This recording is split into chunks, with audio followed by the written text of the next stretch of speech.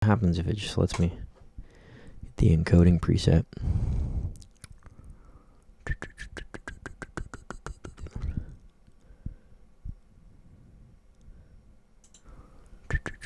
I'm not sure what's going to happen there.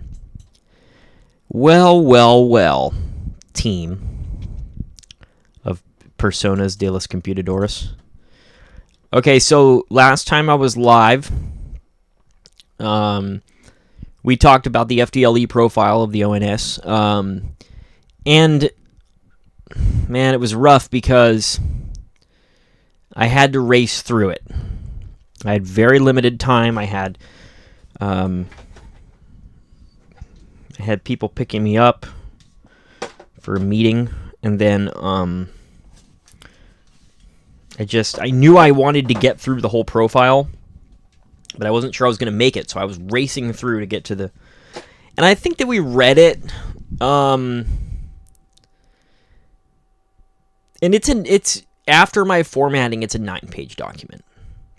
It's also a very graphic document, too. That's another thing. Law enforcement is like a lot of us in true crime who are approaching this with this scientific and objective manner. Like, when I talk ONS with you guys, we talk about some insane shit, someone breaking into houses and smashing people up with a pipe wrench and then, like, wanking it. It's horrible shit. And we have to remain objective, scientific, and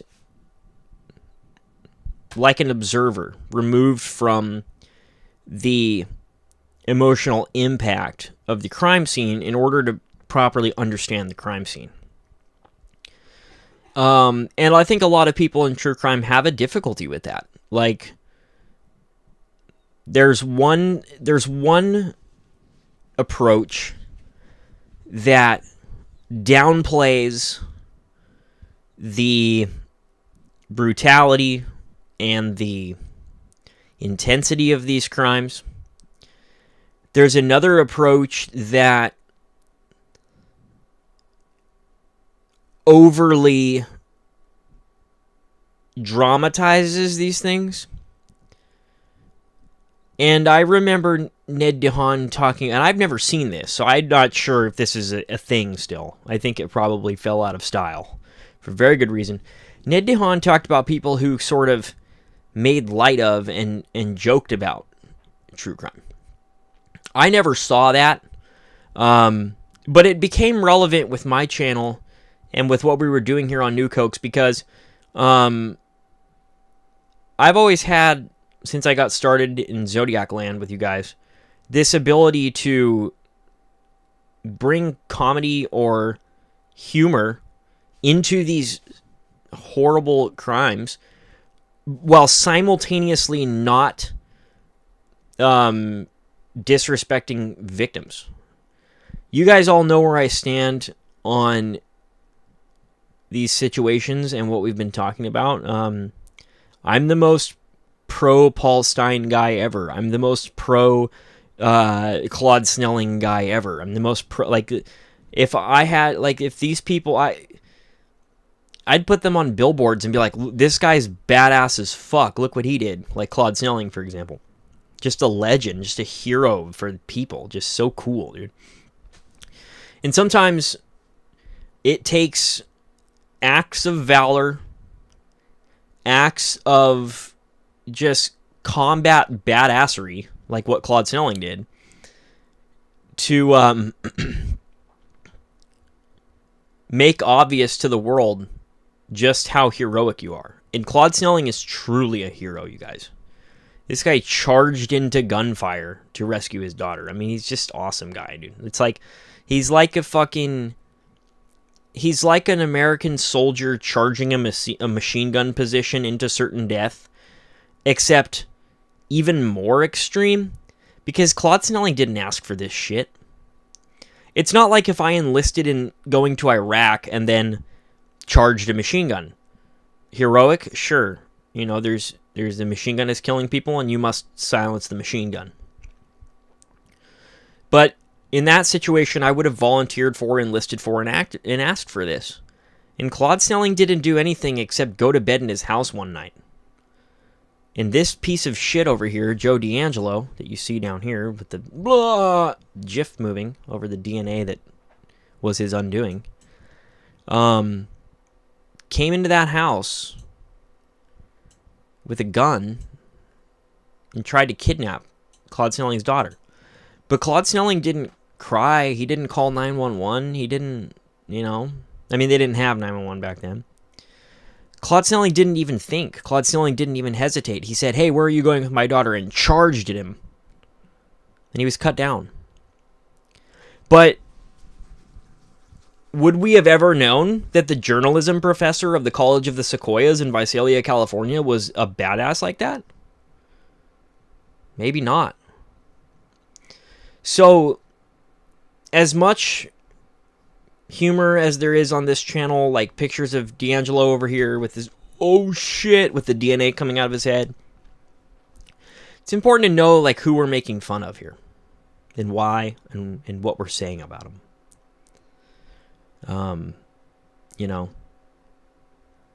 I don't even like this. You guys have seen it. You look at true crime channels and stuff like that and these podcasts and everything, and they say ridiculous things like, this person was unalived. Why? Because they don't want to be demonetized. You guys saw what I read yesterday night with the FDLE original Night Stalker profile. That shit is fucking insane. I would be demonetized 4,000 times over for reading that document to you guys. It's unbelievable. And it's not what we're doing here. We're not here for the monetization of our channel. I'm not going to say unalived. That's retarded. It almost takes away from the seriousness of the situation. Objective scientific analysis doesn't really do that. Objective scientific analysis just allows us to properly understand and assess these crimes. And in doing so, do justice to the people who were killed. And the people who heroically gave their lives or heroically were, wounded or killed or attacked, who didn't do anything that night except go to bed in their house. And that's a big, a relation to the same kind of shit that I have been advocating against, and that is this slander and libel of the victims. If you're doing it, you're doing it. I don't need to know about Charlene Smith's promiscuous sex life. Like, who cares? Or how flippant she was in her devotion to Lyman Smith. Does that have anything to do with how this crime unfolded? Of course not. And Ventura County didn't understand that, because Ventura County was operating with the same faulty, ridiculous police logic that, well, they must have known their killer because this was a personal type. These people don't understand the possibilities of a crime scene. I understand statistically that usually if somebody is, killed in their house like that there's a tie to the offender. Whether that's, a business partner like Joe Alsip, a daughter like Jen Carroll, a spouse like David Withune, the list goes on. But the statistics aren't everything. So while we can say, sure, it's possible something happened, we shouldn't be narrowing our investigative focus on predetermined routes of research or frameworks of conclusions based upon the statistics. If the evidence that you have against Joe Alsip is that his fingerprint was on a drinking glass and he kind of didn't like Lyman Smith, then that doesn't constitute evidence of a homicide to me. That's retarded. But Ventura County was unable to see that. They had these blinders on where they're like, well, Lyman Smith was beaten to death, therefore he knew the guy. It's like, you don't fucking know that. Is it statistically probable he knew the guy? Yeah, sure. Is it possible he knew the guy? Sure. Is it also possible that some psychotic prowler from Sacramento was just in the area that night and the house fit his geographic modus operandi? Well, it turns out that's what happened. And Ventura made complete fools out of themselves looking into Joe Alsip. They even tried to prosecute him. They wasted the taxpayers' money on a preliminary hearing against Joe Alsip. What was their evidence? A latent fingerprint from a drinking glass, and supposedly he didn't like Lyman Smith. A lot of people probably didn't like Lyman Smith. He was a Democratic politician. Politicians have all kinds of fucking enemies, guys. It's like the whole Charlie Kirk thing. And it's the same thing. These people have so many fucking enemies sometimes. Not saying justify. I don't believe in enemies, That's problematic for the continuation of the human species, which I believe in. And so, what's up, Zap? We have a whole bunch of people in true crime that not only are looking at statistical possibilities. Did you see Quester's Zodiac book is out? Oh my god. Here's the problem. Since this is Friday Night Live and everything goes, right? Quester is a geographic profiler. That's it. When I say that's it, I don't mean that's all he can do. But Quester showed us his ability to perform the interpretation of crime scene dynamics and crime scene comprehension when he covered the Goleta murder of Greg Sanchez and Sherry Domingo. It's a terrible breakdown of the crime scene, and it makes no sense. Is Quester's geographic profiling relatively good? Yes. It's incredible, actually. There's problems. I don't think that... What was that place above Sacramento where he thought EAR was coming from? Quester, using all his geographic profiling assessments, concluded that the offender in the East Area Rapist case was someone who was from a town north of Sacramento up in that mountain. I don't remember the name of the area. I'd have to look into it. But he was only off by one town, I don't know if it's one town, but he was only off by a little bit.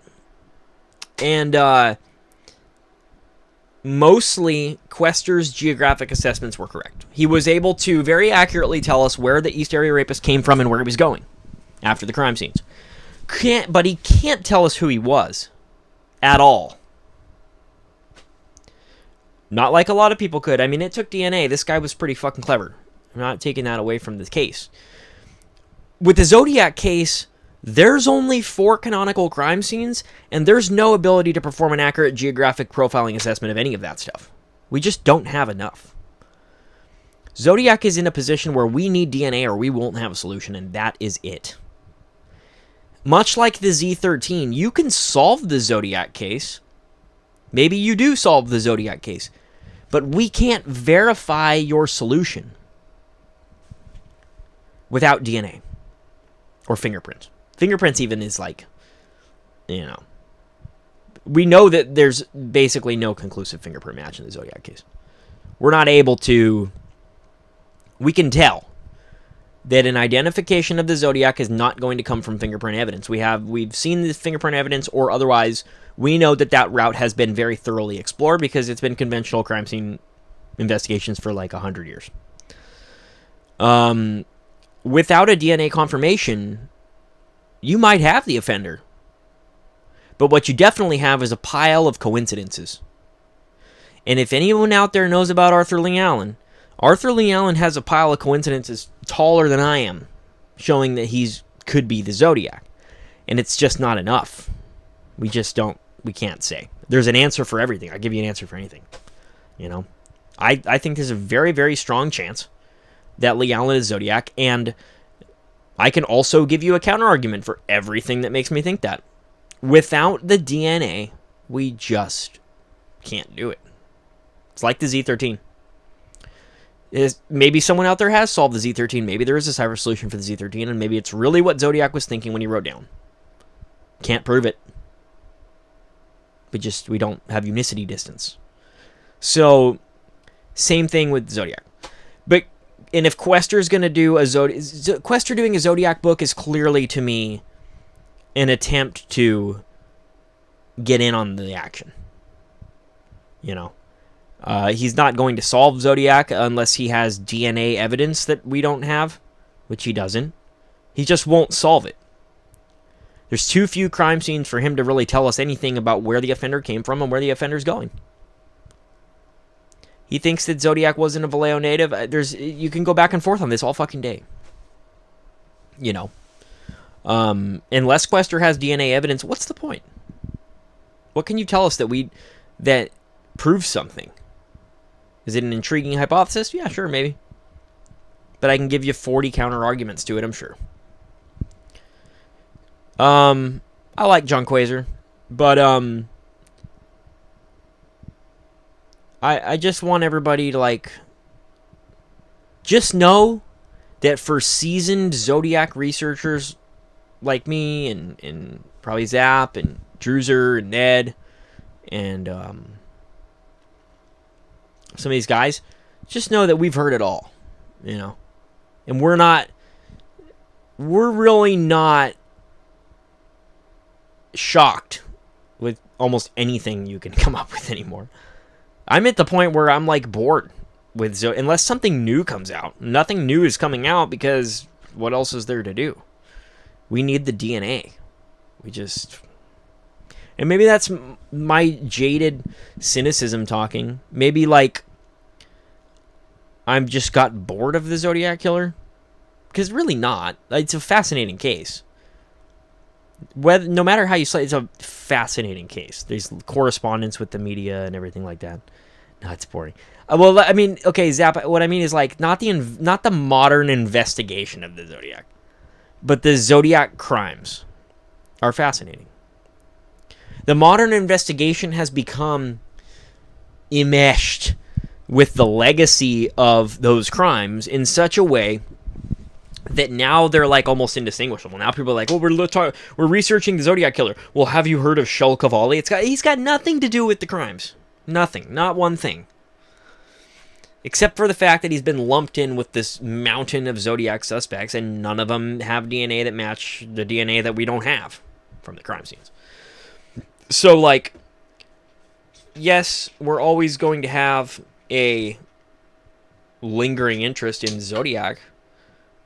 I'll be interested in the state of the investigation and the state of the discourse when the news comes out that says we now have a confirmed full profile of the Zodiac Killer. If someone does that, we had Eron's DNA, full profile, for years. Of course, if that ever happens with Zodiac, the case will be over overnight, and that's what we want. We want the Zodiac case to be over tonight. Wouldn't that be great? Wouldn't it be awesome if you could just go on your browser and you hit open tab and the news articles come up, and this time they don't say Zodiac Killer identity revealed ? Instead they say California law enforcement officials announce that an arrest or an identification has been made in connection with the Zodiac murders, and if we click on that, it has a press release on departmentofjustice.gov. That's what we want. Any other news is bullshit. Just stupid. And even if you have something compelling, you need to prove to us that it's compelling. Because other than that, it's just another, the bus bomb is a map. It's just another, oh, but Gary Francis Post, have you seen him? It's yeah, but what is his DNA profile? Does it match? We don't even have something to match it to. We have nothing with that, as far as we know. So that whole investigation is a shit show, and it's got bogged down with so much crap. Doing the letters, I don't think Zodiac realized just what an incredible asset it was going to be to him to be writing ciphers and letters after his crimes, because it did the best job of just mucking everything up. I've never seen such muddy waters. And it's all because of those stupid fucking letters. You know? It's all because of those dumb-ass ciphers that anyone could have made with graph paper, a coffee table, and a flashlight. I've done it. I've made ciphers with those instruments. And, you know, I'd use like a Pyrex dish and a book light or something in graph paper. You could trace it. But I don't think he realized what an incredible asset it was going to be to him to write these ridiculous, rambling tweaker letters that have just diverted everyone's attention for years. Look at how much work is spent on the letters. I've done it. You know, I did letter analyses of the Zodiac in the early Nuke Hoax era, and they were fun. You know, I don't think it's really going to land us, and even if it does give us the identity of offender, good luck proving it. We need that announcement from doj.ca.gov. Look at what these letters have done, you guys. It's all a big smoke and mirrors show. It's all big distraction. Everybody's too busy staring at a piece of paper to go, hey, is there any DNA on those shell casings? Is there any DNA in that taxi cab that he sat in for fucking 45 minutes and fucking rolled around in there, like cutting up bloody shirt and fucking doing God knows what in there? We don't even know how much time he spent with the body of Paul Stein. Because there's really no confirmed reports of a gunshot in Presidio Heights that night, but we knew there was one. Obviously, Stein's been shot. We have maybe, you know, an unconfirmed gunshot report from down the street, I think, that night. Nothing that ever gets really brought up. And we don't have... I wonder how many hours collectively people have spent on the ciphers and letters down the years. Oh, like the moon landings level. You know, just years worth, I'm sure. Especially everybody, too, working on this. What do you think of the eat a torpedo thing? Stupid. This is stupid.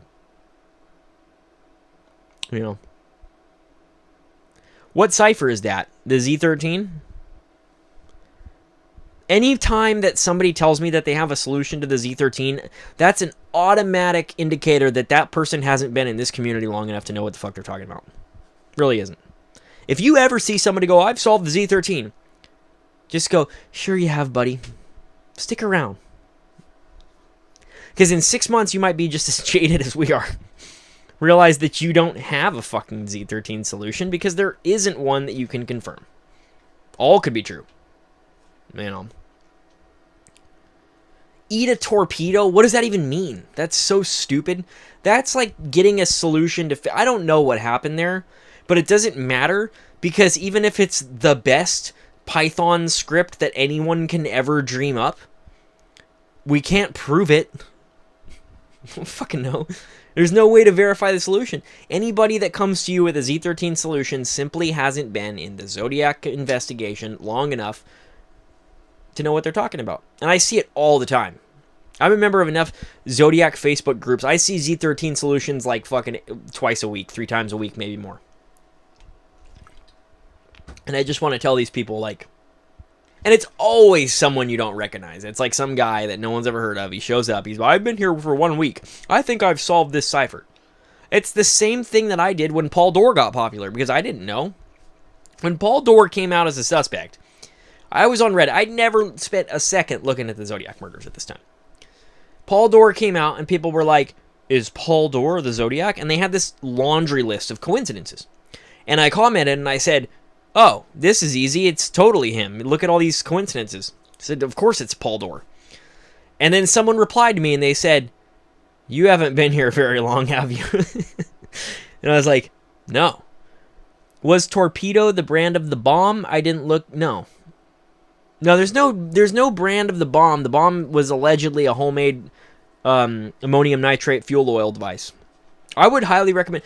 I have a copy of the bus bomb letter, but I just don't want to go around the corner and get it right now. I recommend you read the bus bomb letter very thoroughly. It really is the magnum opus and the pinnacle of the Zodiac Killer's communication with the world.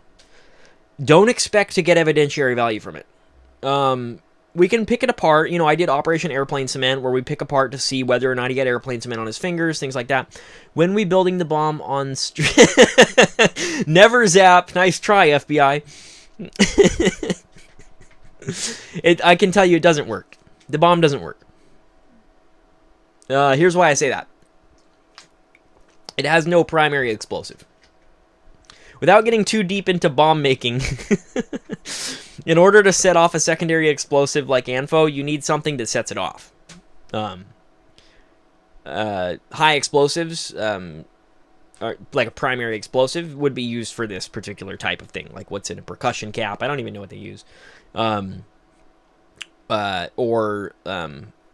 Apex, acetone peroxide, things like this are going to be used as a slapper charge. Are going to be used as a smaller charge that ignites. Think of using a magnesium ribbon to ignite thermite. You can't just get a few bags of ammonium nitrate fertilizer, a few gallons of stove oil, then dump some gravel on top and set it off. That's not real life. If it were that easy to build bombs, this would be a scarier world. I don't think Zodiac had a working bomb design. I think he was tinkering with it. I really do believe that Zodiac had meth-fueled ambitions. And I'm not saying that. I think he had amphetamine-fueled ambitions to develop, build, and set off an explosive device. And I think that either the drugs wore off, or he realized that it was just way too much heat for him. So he put those things away and stopped tinkering. Now, maybe he put them in the crawl space under his house at 32 Fresno Street, wink wink. I don't know. For sure. I mean, I kind of lean that way. And I think that he was tinkering with many different concepts. You can actually see the bus bomb design change. From the first time it's described in the bus bomb letter to the subsequent bomb diagrams. Like, I don't know what else it was included with. You have to look into that for me, but I think the dragon card or something. I don't know, something like that. But it's all smoke and mirrors. All of these letters. Notice that when the heat got hot on Zodiac, when he killed Paul Stein, and everybody was now looking at him, the letters increased. Now we have this geographic search for the bus bomb. It's linked to the 32 character map code, and this has got Mount Diablo involved and fucking magnetic north, and there's like the little west letter is 9 pages, and the bus bomb letter is 6 pages, and there's page after page, and crazy thing after crazy thing coming from Zodiac, like this one-man letter writing machine being mailed to every mailbox in the San Francisco editorial offices at the Chronicle. All smoke and mirrors, because it was very effective. It fucked everything up. Guys, you know how much attention... It's just like Zap says. I wonder how many hours collectively people have spent on the ciphers and letters down the years. All hours that could have better been spent MVACing the cab for skin cells. Think about it. I love that excuse. Where people are like, no, it's very time consuming to MVAC the cab. Let's look at these letters. Was Don Chaney his drug buddy? Maybe, yeah. Wouldn't surprise me. Guys, diet pills were sold at everywhere back then. You could walk into, like, the equivalent of a CVS. Say maybe a Rite Aid or whatever they had. You could walk into the pharmacy, the grocery store. Any grocery store. You could walk into any grocery store in that era, and you could buy Obitrol. In case you don't know what Obitrol is, Google Obitrol. Obetrol. Let's do it together. In case people aren't... Because I know sometimes if you watch on your phones, you can't see. Let's look up Obitrol together.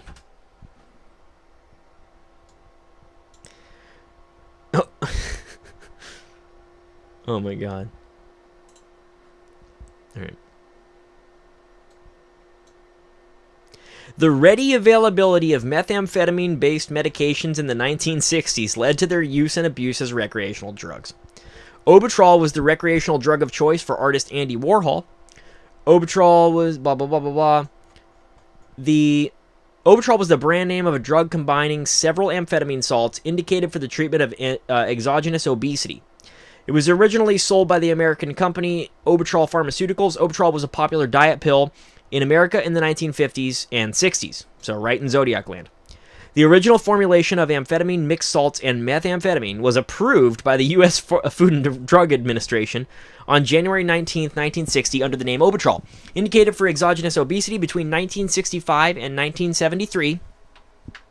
Obitrol was marketed in 10 milligram and 20 milligram strength through Obitrol Pharmaceuticals division of the American company Rexar. You could... Let's see. Issued an order requiring new drug applications for previously approved. Modified. Yeah, you could buy this shit anywhere back then. You know that? When Richwood acquired Rexar, the drug's name was changed from Obitrol to Adderall. So, all they needed to do was take diet pills. And they would have been spracked out of their mind back then. And you could buy them anywhere. So do I think they were doing drugs together? It would explain why they were hanging out. I mean, look at the circumstances. Don Chaney was the roommate of Ron Allen. Arthur Lee Allen's brother. And then Don Chaney just suddenly gravitated toward Arthur Lee Allen. And they started like hanging out together and like playing with guns in the basement. And talking for hours about theoretical conspiracies to murder teenagers at lovers' lane. Like, this is shit that meth users do, guys. So, these things, like, let's sit around and, like, talk about guns in the basement. You know how many times I've been in a methed out trap house, like, hanging out with people with guns in the basement? We don't have basements in California, but, you know, rooms or garages. Same concept.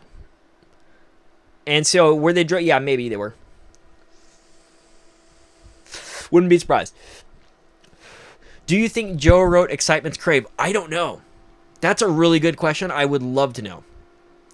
Do not do that, Zap. Zap says I want to try... Zap, don't. Stop. If the worst part is I know I can't stop you. You really don't want to. It will do horrible things to your life, and I don't want to see you go down that road. I mean, not that, like... You know, I have a really good life today, and a lot of those things that happen, like, you know, my views on the world and my spirituality and my connection to recovery communities and people who know about drugs and like the lessons that I've learned and my connection to a creator, all these things have happened because of using drugs. So it's not like, oh, it will ruin your whole life. But I just don't want you to have to go through that experience. It's very intense, and a lot of people don't survive. Most of my, well, not most, but a great many number of my drug-using friends are just dead now. Arthur Lee Allen could have used some of them diet pills, to be honest, yeah. Yeah, I'd love to know if Joe wrote Excitement's Crave. That I would love to know. I can't tell. And part of the problem is we simply don't know... I think he did.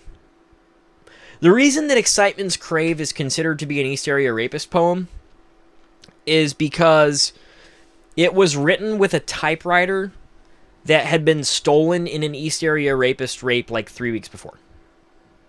Let's read it together, and then if you guys... let's read it. Because I read Ozymandias today, and I was like, this is a really cool poem. So it just kind of put me in the mindset of, like, let's read a poem. Here's Excitement's Crave. People are like, well, that's maybe not the best choice. Okay, well, you know. This is... Someone on Eron says Excitement's Crave is a terrible poem. The poem is ass. Let's read it. Okay, here we go. Ready for Excitement's Crave, guys. You tell me if you think this is Joseph D'Angelo. I can't tell. All those mortals surviving birth, upon facing maturity, take inventory of their worth to prevailing society. Choosing values becomes a task. One's self must seek satisfaction. The selected route will unmask character when plans take action. Accepting some work to perform at fixed pay but promise for more is a recognized social norm, as is decorum seeking lore. Achieving while others lifting should be cause for deserving fame. Leisure tempts excitement seeking, what's right and expected seems tame. Jesse James has been seen by all, and Son of Sam has an author. Others now feel temptation's call, Sacramento should make an offer. to make a movie of my life that will pay for my planned exile. Just now, I'd like to add the wife of a mafia lord to my file. Your East Area rapist and deserving pest. See you in the press or on TV.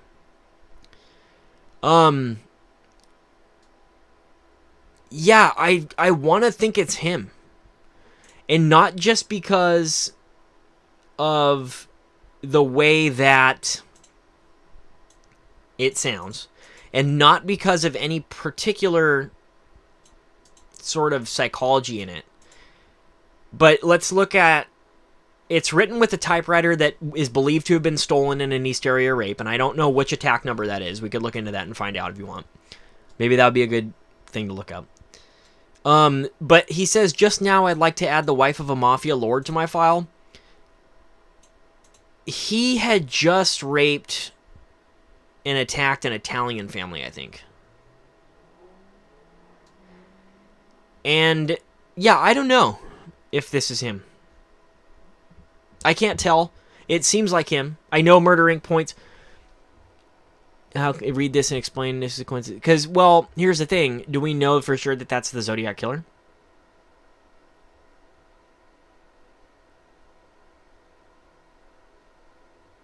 I don't know that for sure that's the Zodiac Killer. But it could be. And whether it is the Zodiac or not, D'Angelo could have written both. See you in the press and on TV. Yeah, it's it seems like him. He was going through, when was Excitement's Crave mailed? Does anyone know the date?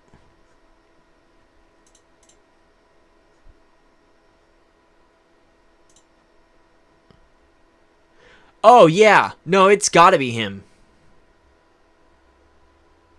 I think. December 11, 1977. The reason that I think that I'm like so drawn towards the possibility that that's him is he was going through a very communicative month. December of 77, he had called the Sacramento Sheriff's Department and said, "You're never going to catch me, East Area rapist, you dumb fuckers. I'm going to fuck again tonight. Be careful."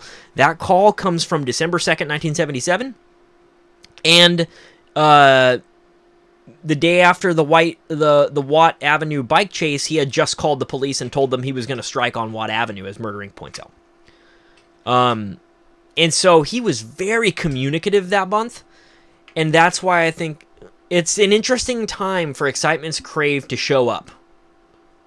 I think he was really playing around with the idea of communicating with the public. I think by 1977, he was just on a high. See, what we see with the East Area Rapist is that in 1976, he's really cutting his teeth as a serial rapist. He's really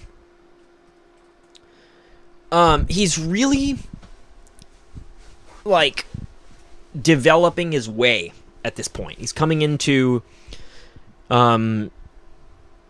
now, of course, he's been offending before that. He's been the Visalia ransacker. He's been the Cordova Meadows burglar. But specifically, he's really finding this identity as the EAR in 1976. And he's getting really ramped up, and he's attacking all the time. It's a very prolific time for him. He succeeds in 1976, pulls this off, doesn't get caught. So by the time 1977 comes along, he's just boom, boom, just hitting all the time. He's shooting at Rod Miller. He's getting ready to shoot the Maggiores. I mean, he's just on a rampage in 77. Now, when I say getting ready to shoot the Maggiores, I'm not saying it was premeditated 2 months before. But that was what was about to happen for him. He was about to go off and shoot the Maggiores in February 2nd, 1978. So, in 1977, he's on top of the world, basically, in his sense of getting away with things, in his sense of being this prolific murderous rapist. Or rapist, rather. And I think Excitement's Crave was sort of the pinnacle of the East Area Rapist's power high. Like, he was getting high off of just how unstoppable he was by this time, late 1977. The Maggiores happens, and he realizes that he's going to still keep attacking, but he's going to start spreading these attacks out. He's going to start kind of going, more clandestine. And that's where you start really seeing this expansion away from Sacramento. He starts hitting in Contra Costa County. He starts hitting, further south, and he's working his way away from. I don't know the area up north well enough to tell you like what's where, and I don't want to be like Quester and call Irvine Los Angeles because that's just wrong. But he starts moving out of Sacramento more, and I'm not saying he's done offending in Sacramento because I know Murder Inc. would scream at me for that one, and I agree with Murder Inc. at this point about that. I think he continued to offend in Sacramento, I think, whether we know it or not. But he was beginning to realize that if he keeps hitting the same 3 streets over and over again like he was doing, essentially, if he keeps, striking Dolcetto and Dawes and hitting Folsom Boulevard, he's going to get caught. And especially when he shoots the Maggiores. Because don't let anybody fool you. Nobody thought it was 2 guys ever, except Arch. Arch and his ridiculous 2 gunman theory of the Mather Air Force Base drug conspiracy is the dumbest thing I've ever heard. But, and I don't know if I'm just saying that from hindsight at this point, but Arch should have known better. Arch had some ridiculous theories about the Maggiores guys. He's like, oh, well, they dropped the shoelaces to frame the East Area Rapist. And someone's like, well, maybe not that. And he's like, oh, well, maybe the East Area Rapist was prowling, and then he dropped the shoelaces, and then it just so happened that there was a drug. Like, what the fuck, dude? No. Someone's like, maybe he was in a tree prowling, and then all of a sudden, the Mather Air Force Base drug gunman came in and shot the Maggiores, and he dropped his shoelaces. Guys, the shoelaces are 15 feet away from Brian Maggiore's body, and the gunfire was fired from there, too. The gunfire is fired from the position of the shoelaces. That's why I think the shoelaces came out when he pulled his gun out. Specifically, we know that the firearm in the Maggiore murders was a revolver. Almost certainly a Moroku 4.5-inch barrel revolver. I don't know that for sure. I think Tony Reed is, But the shoelaces they caught on the hammer of a revolver as he drew it from his pocket and shot down Brian Maggiore. So Arch was the only guy that thought it wasn't the EAR. And this kind of stuff got spread around. People were like, oh, but there was 2 guys. And then it just shows you more of the confusion in this case was off the charts. It was such a train wreck. And I'm so fortunate to get to come in and research this case after the identification of the offender. I didn't know about I'd heard of him in the news. Like, people were like, oh, the Golden State Killer and whatever. And I'd heard it like a couple times. I didn't know anything about the case at all. 0 when he was caught. And so I started looking into it, but by the time I was looking into it, he had already long since been caught. And that was great.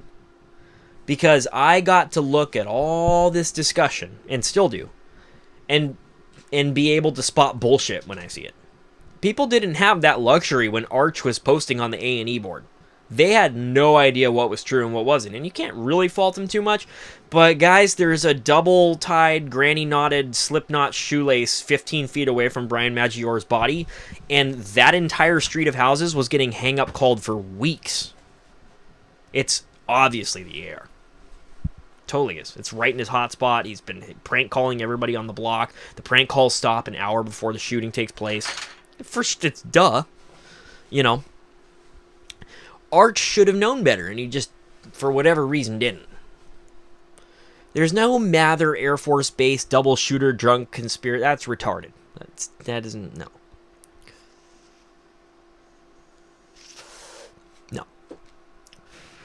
Oh, but Brian Maggiore is going to expose a drug conspiracy. He's an MP. It wasn't Brian Maggiore's job to do special investigations of drug-running conspiracies at that Air Force Base. Never. Never was Brian Maggiore's billet to do that. He was an MP. His job on the Air Force Base, and if any of you are Air Force and you know that I've got this picture wrong, here's my interpretation of Brian Maggiore's job.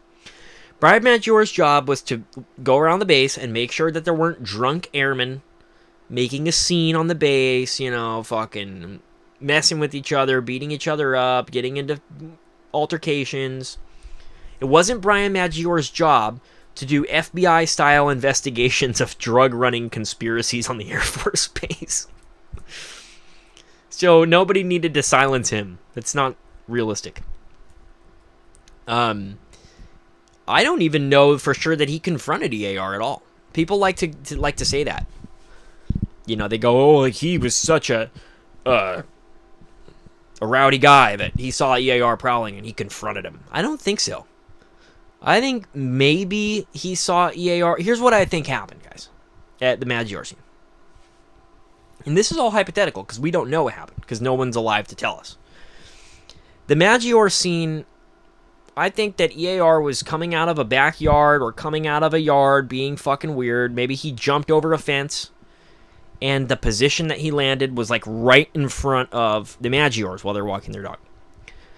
Well, there's been a lot of...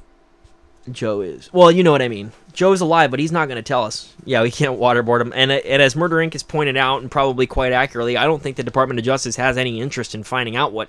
or publicizing the information that they learned about Joe D'Angelo. I think that they are covering some stuff up.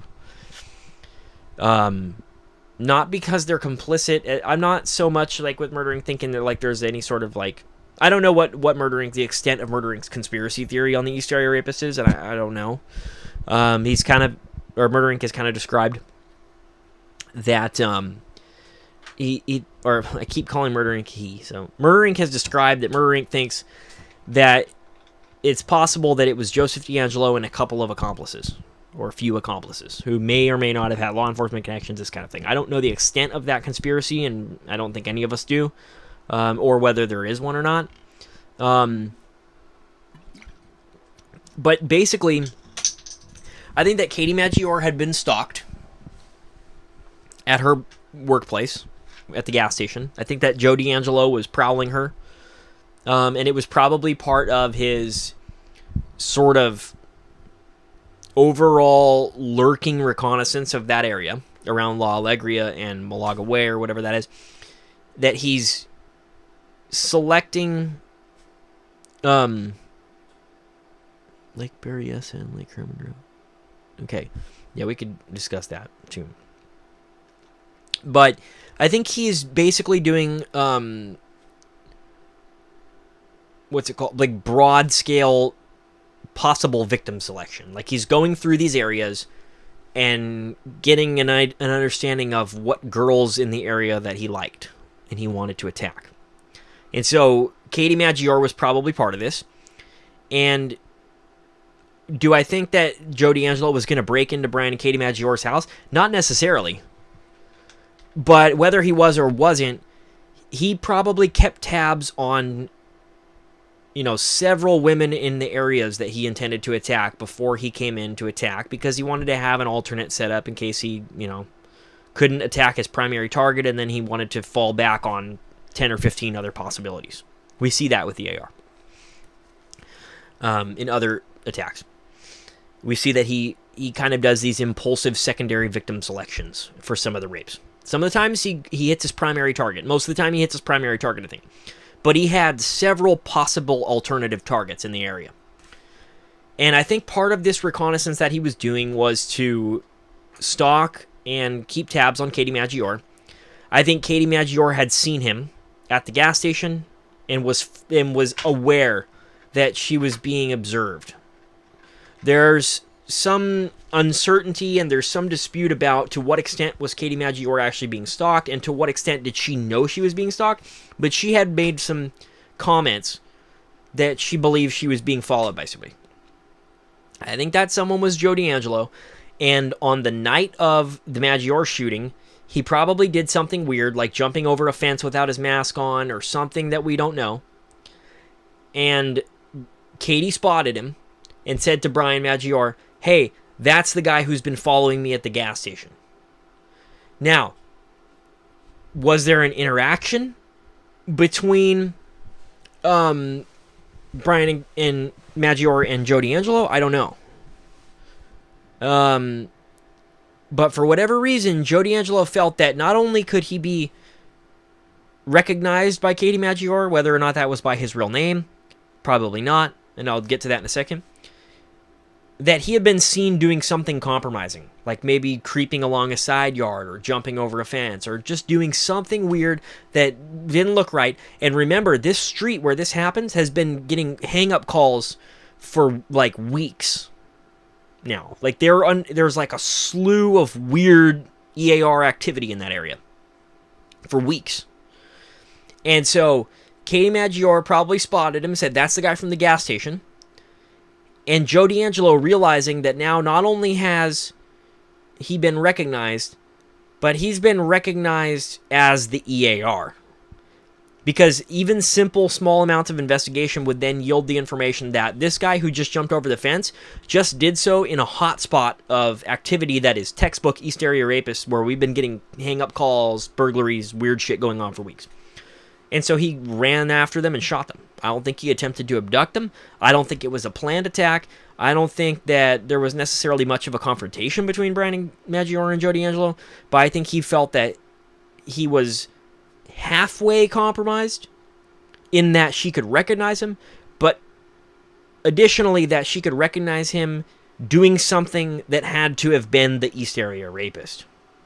So they had to die, from his perspective.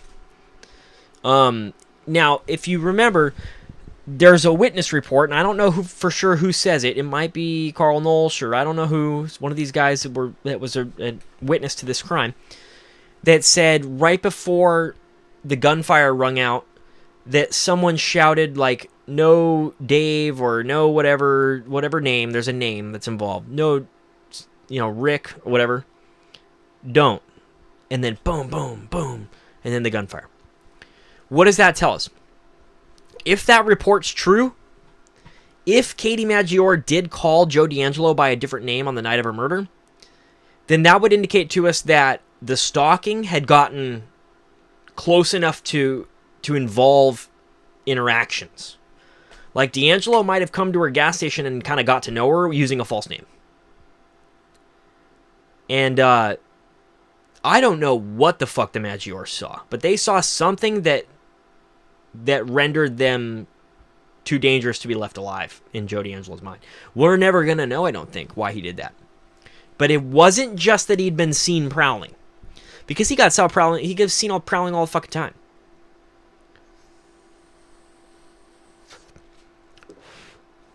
Guys, he was prowling neighborhoods in daylight. He was prowling neighborhoods at 9 p.m., in the early evening hours. This guy was traipsing around, jumping fences and stuff. He was prowling houses pretending to be a meter reader on Verla Street in, like, daylight. He knocked on people's doors. So he had no problems being seen prowling. It was the fact that he was seen prowling in a way that meant he was the East Area Rapist, and that he could be recognized by someone that he had been stalking. It's also possible that he was just mad that night and wanted to kill somebody. We just don't know. Like Murder Inc. says, the Maggiores, Lake Berryessa, and Lake Herman Road, it could just be a double homicide for the sake of a double homicide. So that's why I'm cautious about immediately accepting the idea that, like, there had to be a confrontation. I don't think there had to be a confrontation. It only had to be that Joe D'Angelo felt threatened. And when he felt threatened, he killed everybody in the scene. He just started shooting, and he would shoot first and ask questions later. We saw that with Rob Miller. Rob Miller chased him, and he went, oh shit, this guy's chasing me. Quick, shoot and kill him. There was no hesitation, no apprehension about, or apprehensiveness, whatever, about killing people that were even slightly a threat to him. If he felt like, it wasn't that he'd been seen a lot. We saw, there's reports all over the place Joe D'Angelo got seen, and he didn't just shoot his way out. He shot his way out when he felt like his freedom was threatened. So something that happened with the Maggiores rendered them too dangerous to be left alive. What is that? We don't know. There's numerous schools of thought where it's as extreme as Brian Maggiore attempted to detain him, which I don't think he would do, or he just did it because he wanted to, and the Maggiores were just there. There's different extreme ends of a spectrum, and then there's everything in between, and we just don't know. But what we do know is that the Maggiores were chased. He chased them into that yard. He wanted to be 100% sure they were dead. In fact, he shot Katie Maggiore in the head and then used her body as a stepping stool to jump over the fence. And that I find interesting too, because remember the television set from the backyard of the Manuela Bethune scene. If the television set was a stepping stool for Joe D'Angelo to jump over the back fence at the Bethune scene, read this murder, okay. If the television set was a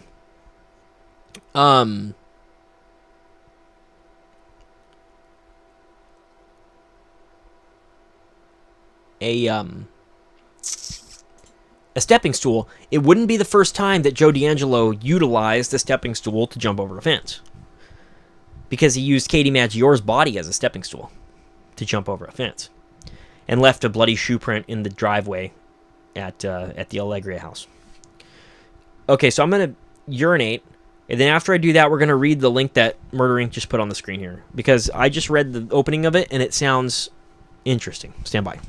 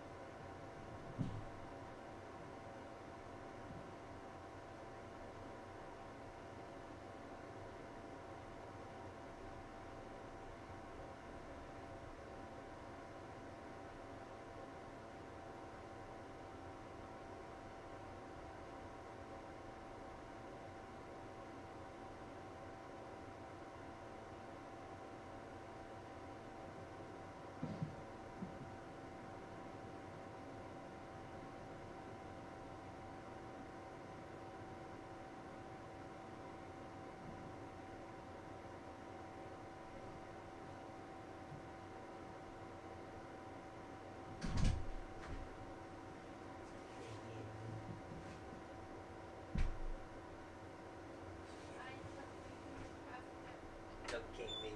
What is it about? Okay. You want...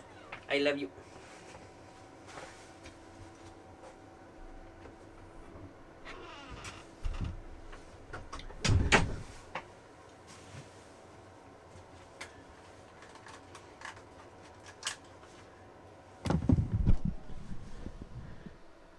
Alright, so this is from murderincorp.wordpress.com. Let's put it on the screen.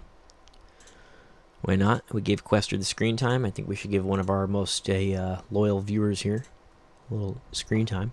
Their site. Everyone go to this site. There's actually a lot of really interesting research on this website. You know. All right. I love the... I love the fucking just incendiary verbiage that is on this site. Murder Inc. exclusive. Was John Darby murdered by the Golden State Killer cop? Just throws it right out there. He's a cop.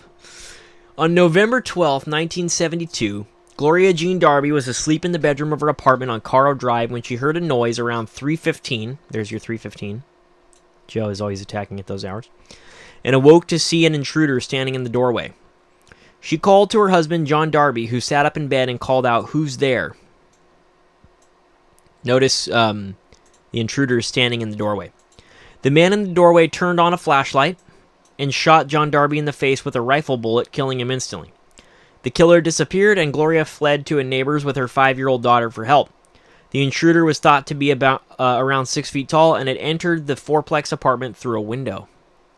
November 12th, 1972, Sacramento, California. This is where this takes place. Where specifically in Sacramento? Because I don't know where Carl Drive is.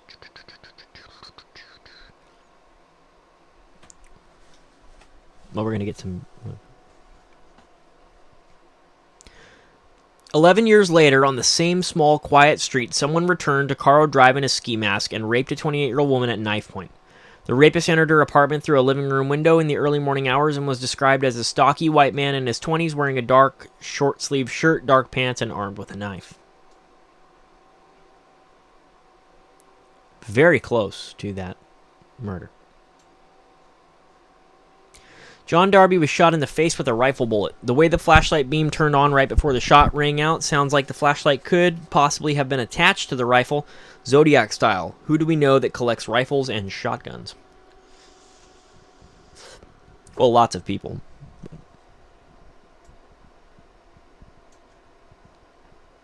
A gun sight for night firing, which may be attached to any revolver or pistol, has been patented. Blah, blah, blah, blah, blah.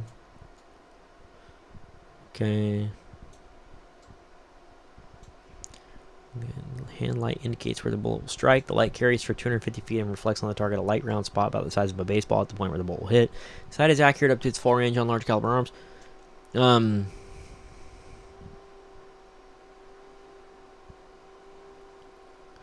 On September 27, 1971, Air Force Sergeant Harold Riley was shot through the kitchen window of his home on Olmsted Drive in Sacramento by a sniper with a shotgun. On January 9, 1975, Harold's 6-year-old daughter, Harriet Riley, was found murdered and bound in a dumpster. Terrible. That's just awful. Who's that again? Harold's... Wow, that's dark. Are you fucking kidding me? So he kills the dad, and then 4 years later, 3.5 years later, comes back and fucking binds and murders this 6-year-old kid. That's so fucking insane. What a dirtbag, whoever that is. Fuck that person.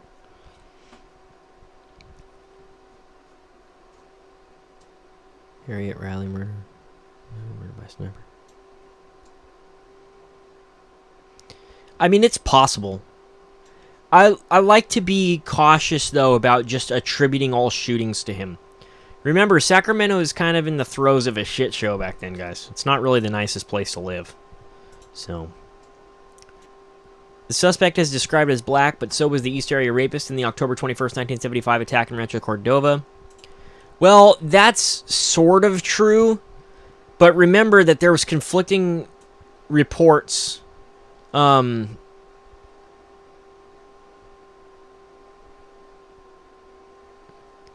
it's possible that there's conflicting reports as to whether or not he was actually described as black. We see that in the newspaper. But we actually don't know for sure.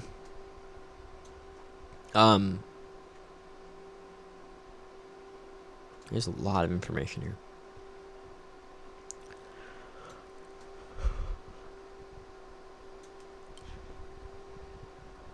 Look at these, the radio. You got to remember, there's a lot of criminals running around, guys. It's not everything is going to be Joseph D'Angelo.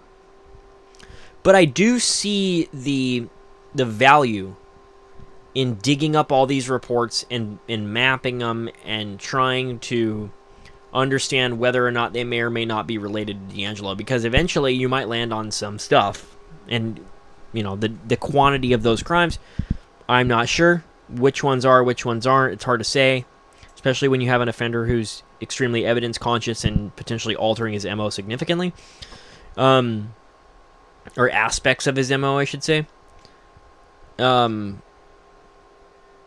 is pretty specific though, in many ways. Like if you're a shooter guy, you kind of go with what you know works. And that what you know works is a fine-tuned thing that because you can't only do so many anyway. It's a lot of we just don't know. We won't know unless there's DNA. For sure. We can suspect it, and I think it's good to be documenting this information. I'm not taking anything away from the concept of putting this information out there. But I'm hesitant to just go, that's D'Angelo, as you guys know. I don't necessarily just go, oh, it's him. I'm not quick to jump on that with any of these crimes. I'm quick to jump on that with the ones that are fucking DNA. If it's DNA, I'm not going to argue with it. As we saw it, every single original Night Stalker murder, it's all the Contra Costa County rapists. We know that for sure. All those original Night Stalker murders are the same rapist from the Contra Costa attacks that did the exact same modus operandi as the Sacramento rapist. The Sacramento rapist we don't have the DNA for. Which gets me to the point of another fucking total blunder. Or, even worse, it could be malicious conspiracy. When Sacramento knew that the East Area Rapist had killed the Maggiores, which was almost immediately, right away, they knew it was him. There's no fucking secret, like Arch thought. Arch was like, but it could be 10 guys. You know, there was no confusion in the inner circles of law enforcement and the actual investigators of the East Area Rapist case as to who killed the Maggiores. It was pretty obvious. You know, and of course now we have access to all this information that's made that very clear to us. Thanks to Ken Clark and thanks to Logic. It's become obvious that the Maggiores were murdered by the EAR. That wasn't known publicly at that time, but Sacramento knew this, and Sacramento still threw all their rape kits away. Which is either a massive law enforcement negligent blunder, or it's fucking malicious conspiracy. It could be malicious conspiracy. Because if you have, 40 rape kits associated with a double murder, then don't throw those rape kits away.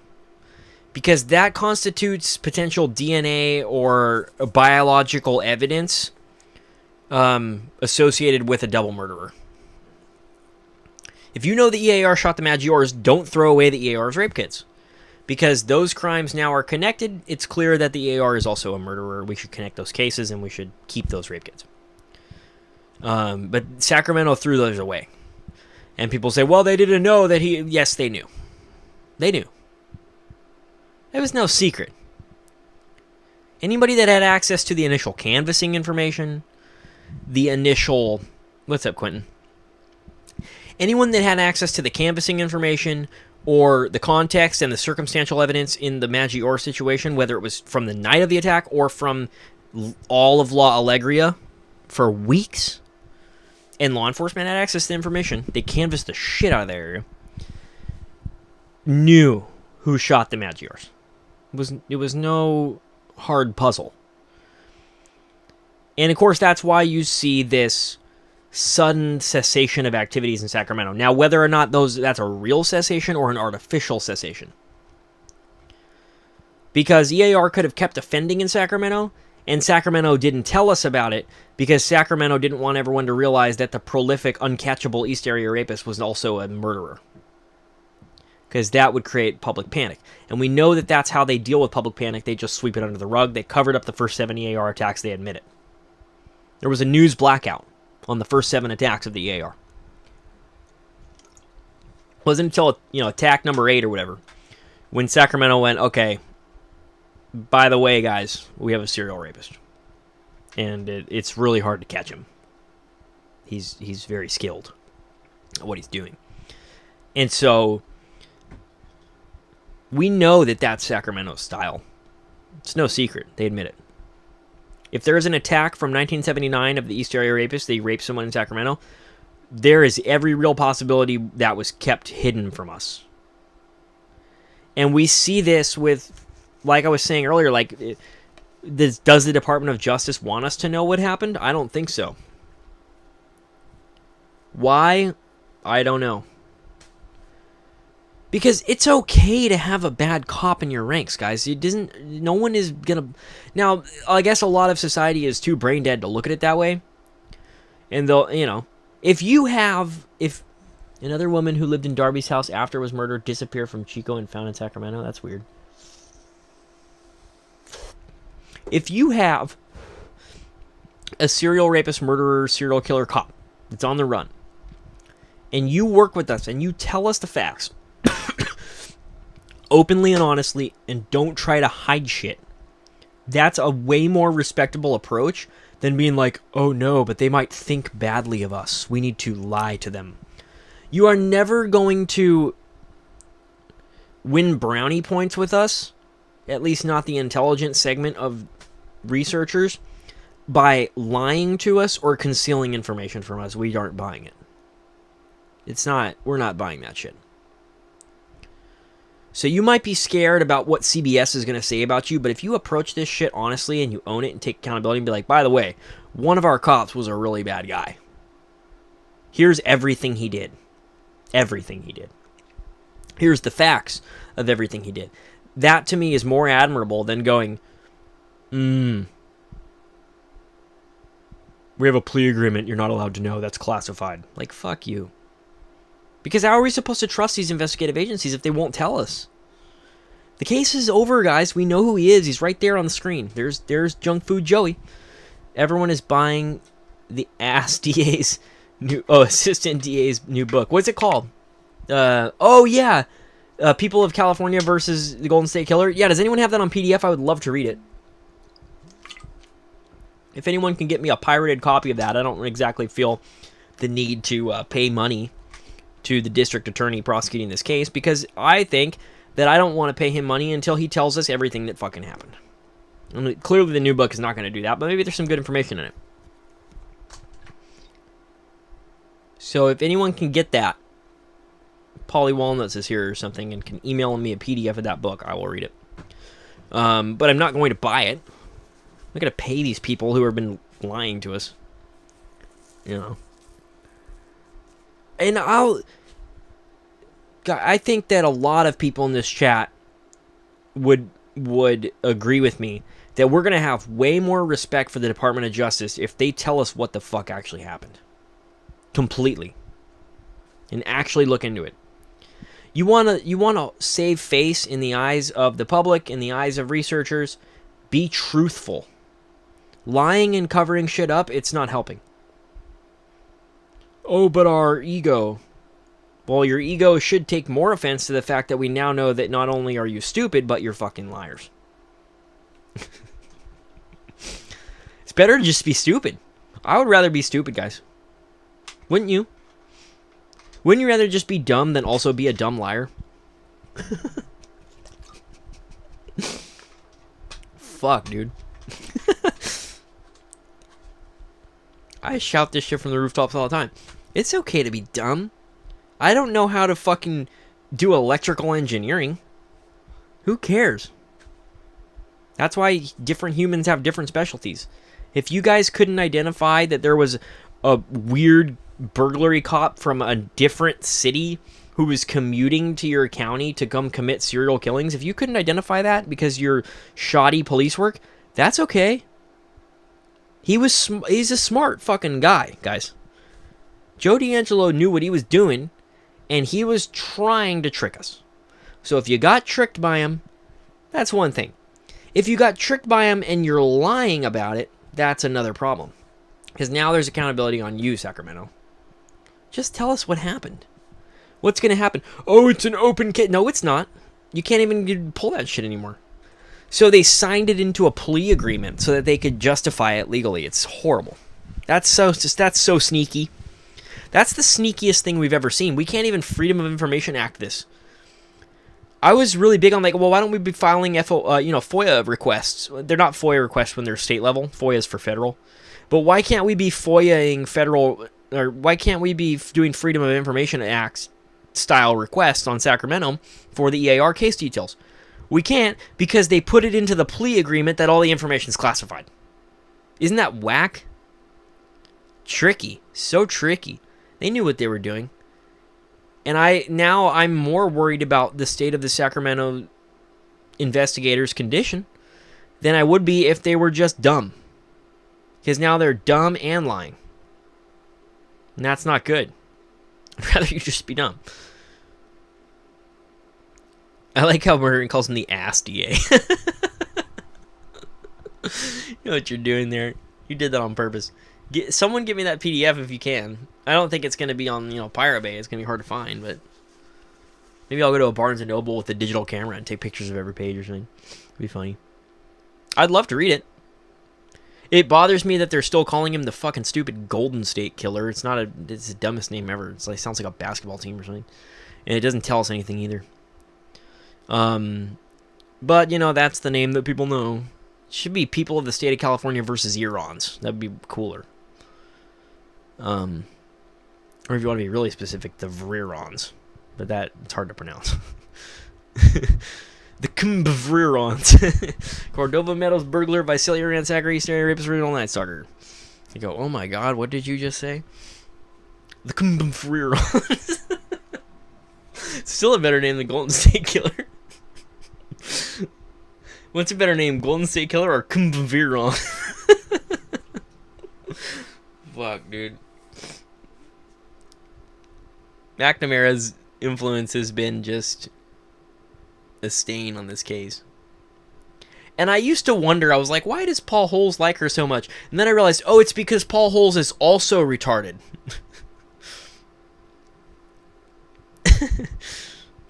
Murder Inc. says Paul Holes is straight dirty. Just a corrupt cop. Maybe that's true. But definitely stupid. Just wrong. All over the place. Oh, he got into a fist fight with Greg Sanchez. Okay. Like it was like a Rocky movie. Why did they make that shit up? Murder Inc., why did they make up the whole story about Greg Sanchez getting into a fight with D'Angelo? Is that just Paul Holes being stupid? Does anyone know? Maybe I'm wrong. Maybe the fucking crime scene photos will show that I'm smoked out and there's, you know, fist wounds on the knuckles of Greg Sanchez. And maybe. I doubt it, though. And that's okay. If I see those crime scene photos, I'm not going to lie and pretend I didn't see them.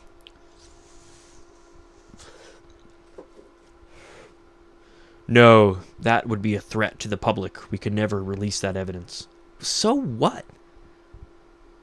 And maybe they're gatekeeping the information so they can sell more books, and that's even fucking worse. There's levels to the atrocities that are being committed here. You have dumb on the top, which is morally justifiable and okay. It's not helpful and a little bit problematic for us in terms of understanding these cases. And then you have liars. Where did liars? No, liars fall on the scale below dumb liars. So you have dumb, and then you have dumb liars, and then you have liars, and then you have dumb liars trying to sell a book. This is where things get really bad, at dumb liars trying to sell a book. But liars are worse than dumb liars, I think, because they're smart and they're still lying. Dumb liars, at least, are so dumb that they are too short-sighted to understand that lying is worse than just being dumb. And so they fall a little higher on the scale than smart liars. So it goes... it goes... liars... No. It goes dumb... dumb liars, liars, dumb liars selling a book. Your shirt looks like a Dartmouth rugby shirt. Yeah, my wife got it for me. She's like, I want you to have a striped shirt. And there's more levels too. It's like Dante's Inferno. There's like multiple layers of insanity going on here. And just dirtbaggery. We'll call it the Nuke Hoax spectrum of dirtbaggery. I'll draw you guys a diagram. They go dumb liars, dumb liars, dumb liars selling a book. And if that's what Sacramento is doing, if they're classifying evidence because they're dumb and it makes them look bad so that they can sell that evidence in a book, then they're the fucking EAR. They're the EAR at that point. It's horrible. It's just all bad. I guess Earons is on the lowest point of the scale. Dumb liars, dumb liars, dumb liars selling a book, Earons. But Earons and dumb liars selling a book are pretty close. It's not that much of a leap to get from level 4 to level 5 on the spectrum. Very close. You're only one redacted ballistics report away from... The liars that don't know they're lying are the most dangerous. Yeah. Sort of. But at least if you're smart, you know that they're wrong. And I think if you don't know that you're lying, it's not as bad as knowingly lying. It's hard to, like lying insinuates that there's there's there's knowledge of dishonesty. If I'm just wrong, if I'm like Arch and I'm not saying Arch was lying about the 2-shooter theory at the Maggiores. I think Arch was just a dumbass. And Arch might have been smart, but I think Arch had very limited information, and as a result of that limited information and maybe marijuana, there was a whole drug dealing conspiracy theory that he'd formulated in his head, and I don't think he was trying to lie to us. Is the information wrong? Fuck yeah, it's wrong. Maybe there was a drug conspiracy at Mather Air Force Base. That's very possible, but it definitely had nothing to do with the murder of the Maggiores. And it's just, that's such a leap. But that, like, Arch didn't know. So it's not really dishonest. Liars that don't know they're lying, aka wrong, it's in the brain network, aka wrong is right. It's kind of like lying and not knowing you're lying is more just like being wrong. And that's fine. I encourage everybody to openly be wrong in true crime. If we can figure out that we're wrong about something, it's very, very good. Because then we allow ourselves to rule out possibilities. We allow ourselves to start looking in alternative directions. Like if we see the drug dealing conspiracy theory at the Mather Air Force, the Mather Air Force drug dealing conspiracy theory, murder of the Maggiores theory. That's not worded well. The transcript is going to love that on here. The Mather Air Force conspiracy of the drug murders of the Maggiores, of the drug related murders of the Maggiores. If we see that theory and we go, oh, here's why that's wrong. That's very good. Because then we can go, okay, it wasn't a drug dealing conspiracy. It was something else. And if it's something else, what could it be? And then the options get limited. So it's good. But if you know it's wrong, and it's obvious, if you find out about the prowling and the hang-up calls and the shoelaces next to the dead body and the fucking all these things, and you cling to the drug dealer theory because that one sounds better, that one's more fun, then you're not actually doing true crime research. You're doing, I don't know what it's called. Role-playing. I'm role-playing that I'm a detective. In my hypothetical opinion. In my fantasy opinion. I want it to have been. Fuck. These people are going, like, but I want it to have been this. Well, it's not. Yes, but that's not what I want. Fucking losers. Like, it's the criminal intent. It's the intent of the dishonesty that I have a problem with. Like, Arch was just wrong. The cops covered up the murder was EAR the whole time. They are worse than stupid. Yeah. I think that they did that because, and I'm not justifying it, they should have told us. They were freaked out because they already knew. This was February of 1978, so they had, when did these rapes officially start? June 18th, 1976. They had over a year and a half where it was obvious to them that they couldn't fucking catch this guy. They said this to multiple, they questioned witnesses and victims, and they said, hey, don't expect us to catch this guy. And they were freaking out when the Maggiores happened. They were like, oh, fuck. We can't catch this guy, and now he just guns people down. So it's really bad now. Like, what the fuck are we going to do? But not telling people the truth means that you put them in danger. Because now the people in La Alegria don't understand that not only is the East Area Rapist a rapist, but he'll shoot you if you confront him, if you try to chase. If you're unarmed, if you don't have a deadly weapon, know how to use it, and get lucky, because D'Angelo's a good shot, by the way. I wouldn't take him in a gunfight. That's scary. D'Angelo's no fucking joke in a gunfight, I think. There's maybe some things that you could do, because he was so committed You have to be like, he really wanted to kill people, like bad. So there's some things you could do, I think, to really get a tactical drop on Joe D'Angelo that are just, gunfighting tactical maneuvers. But he's a very, very dangerous adversary in a gunfight. And they should have told people, if you're not armed, or if you're armed but you don't know how to use your weapon, if you have the ability to run from this guy, blah, blah, blah, blah, you need to do that because he's going to kill people. He is killing people. So it's better to tell the truth there when they realize that. Up until that point, the AR could have been bluffing on everything. Do you read a lot of books like Ned DeHaan? No, not really. I just do a lot of reading online. I don't know how Ned even fits everything into it. He trips me out, dude. He does so much stuff where it's like, how do you do all this?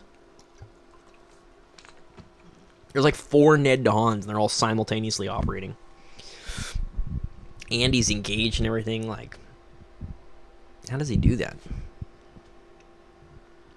People are like, well, the EAR couldn't have had time to prowl if he had a job. It's like, have you seen Ned DeHaan? Ned DeHaan has a job, a fiance, and fucking 25 interviews a week, and fucking still reads books. Like, what? How does he do that? True crime books are an exploding genre. I know, and the problem with that is, with that brings so many dumb motherfuckers. Every soccer mom at home wants to be like it's like Michelle McNamara. Like, I'm gonna track him by his cufflinks. I can't, dude, it's mind-blowing to me that Michelle McNamara thought she found him because she found some cufflinks. And she, like, ran room to room and was like, Patton, I've found him. Like, no, you didn't. You think he's that stupid? He sells cufflinks on fucking eBay, and not only that, but they're the exact same fucking cufflinks from the rape. Come on, dude. That just goes to show how tunnel vision fucks people up. If you spend all day reading about Irons, and then you also find a cufflink listing on Craigslist, your brain's going to go, oh, those are EARs. Those are the Irons' cufflinks. Why? Because that's what I do all day. Just research this case. So everything looks like it's from that,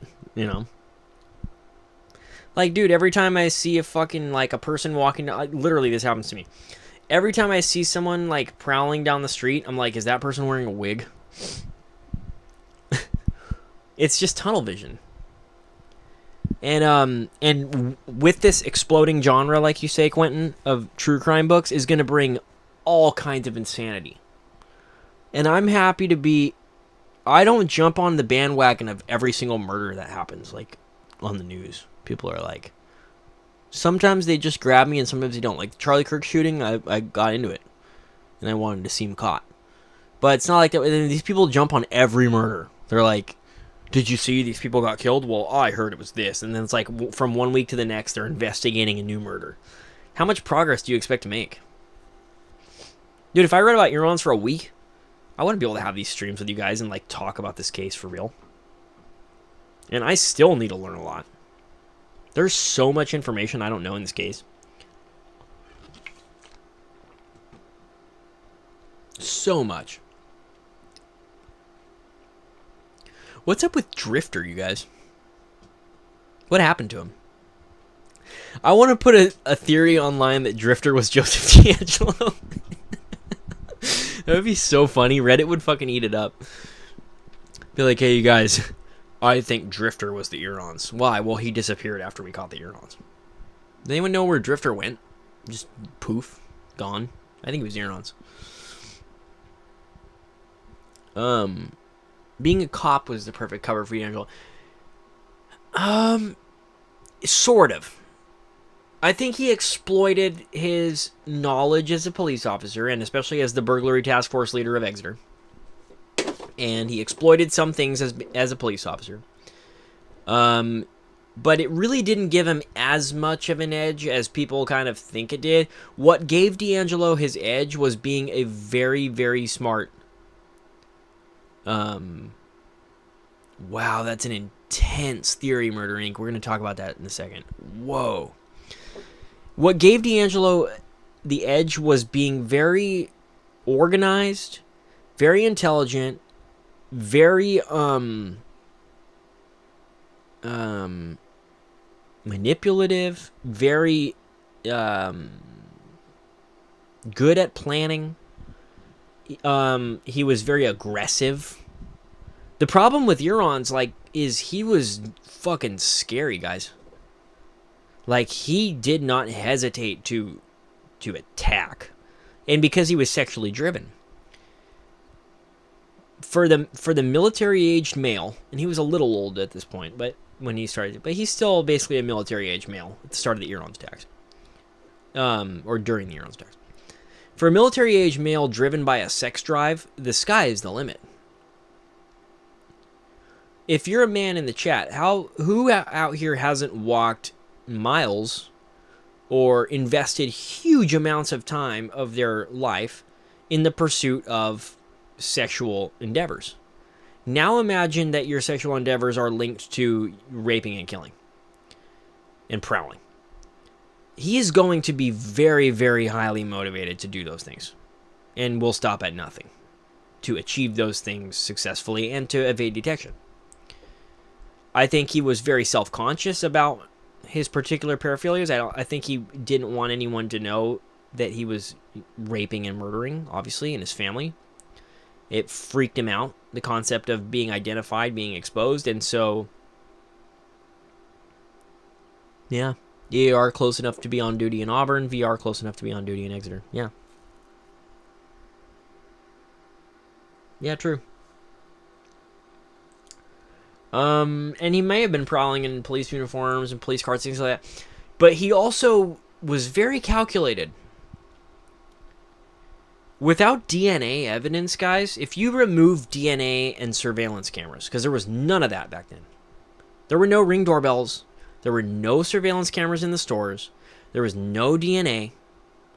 All you had to do was put gloves on, jump over a fence, and disappear before anyone caught you by the arm. And sometimes he was caught by the arm and he would just shoot that person in the face and run. Or whatever, you know.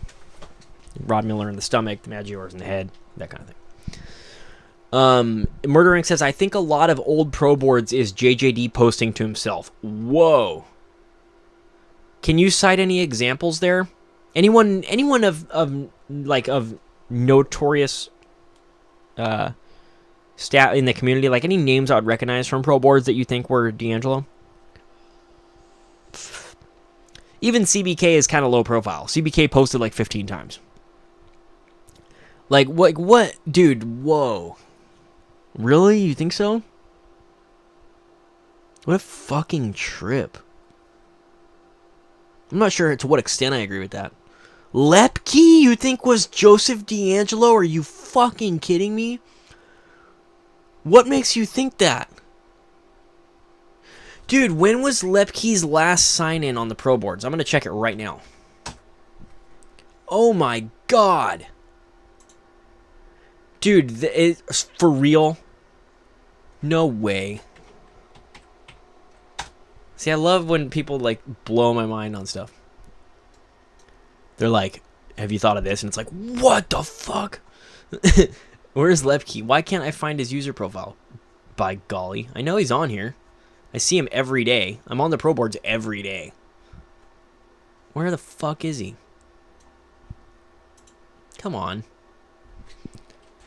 I'm logged in, so what the fuck? Lepke. Watch him be like, I think Z was ALA. And I'm like, that's me, you son of a bitch. Where is he? By golly, why can't I find Lepke's profile? Alright, hold on. Let's do search. Where the thread contains by at least one of the members Lepke. 7-star general. Let's find him. There he is. Let's see when his last login. No, it can't be D'Angelo. Because, look, last login was December 12th, 2023. It can't be him. Oh, you're how can you be suspicious of that? That would rule him out, I think. What? No, Lepke can't be Euron's. I don't think. That's the thing, like...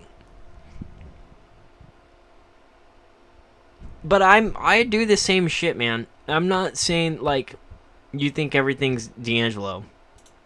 It's just that there's a limit. How can you be suspicious of his last login time being 2023? It's 5.5 years after the arrest. CBK is mind-blowing because the last login date is the same day that Joseph D'Angelo got arrested. All right, give me more. Not Lepke, in my opinion. Who else do we think? That would be so crazy if Lepke was D'Angelo. Oh, someone said they just... Oh, never mind. That's an old thread.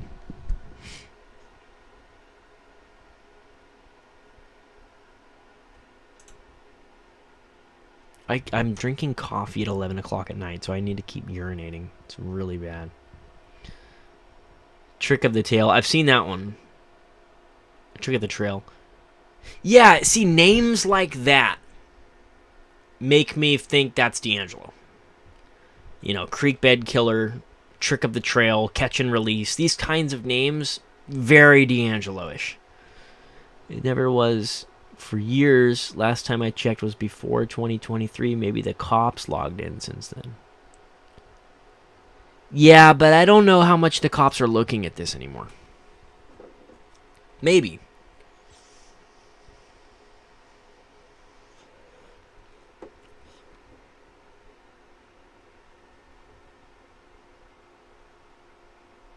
What makes you think that Lepke is Iran's? Let's look at Trick of the Trail. Why does ProBoards number its users? That is crazy. Trick of the Trail. It should be a URL. It should just be ironsgsk.proboards.com/Trick of the Trail. That would be really useful. Feeling lucky today, punk. That's his thing. Trick of the Trail. Last online, January 10th, 2016. See, like, where did he go? See, those kinds of users I'm suspicious of. Now, CBK is the epitome of that. Cold-Blooded Killer, Creekbed Killer. Last online, April 24th, 2018. It's like, okay. Who are you? You know. Insane Trick of the Trail. Let's check Catch and Release. How do I spell Catch and Release's name? It's just Catch and Release or Catch N Release, like with an E-N? I realized that phonetically that was a really stupid question to ask. There he is, Catch and Release. I found him. Now I'm understanding how to use ProBoard search. Last online, June 26, 2016. Yeah, that feels like Iran's to me too. And maybe I'm doing the same shit that I fucking joke around with Murder Inc. about. But you think everything's D'Angelo. Maybe I'm doing it too. Last online, 2016. He's Iran's. But at least possible. Here's another thing. If the cops logged into his profile as Lepke, why would they not log into his profile as Trick of the Trail and Catch and Release? Those names are very D'Angelo-ish to me. Because what does Trick of the Trail mean? He just made accounts constantly, I'm sure. Dude, maybe, but wouldn't that put him in a massively compromising position? I have to piss again, dude. Hold on.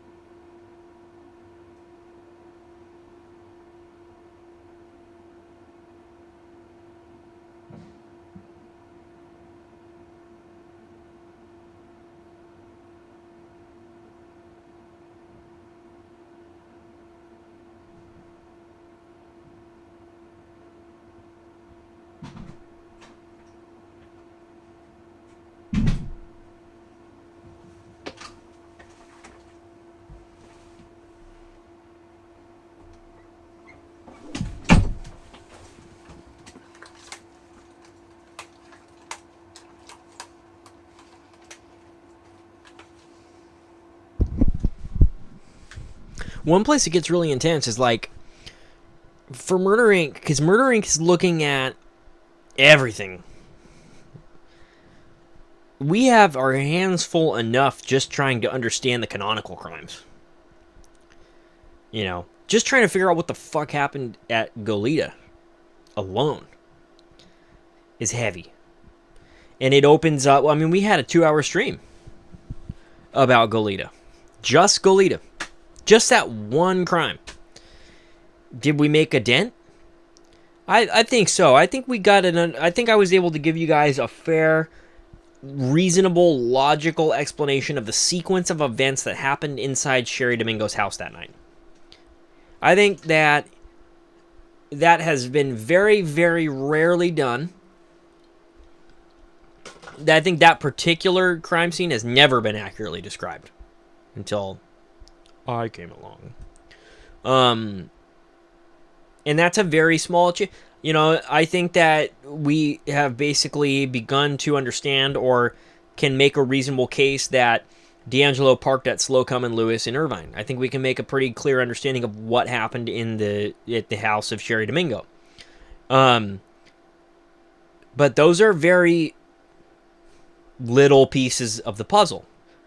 And that's just canonical crimes. Murder Inc. has, you know, a lot of stuff on that desk to be looking at. And there just isn't, it's not even possible to fully understand. But what I do like about Murder Inc.'s site is Murder Inc.'s site says, was this person killed by D'Angelo? And then provides the news articles. It doesn't say, we found proof, we confirmed.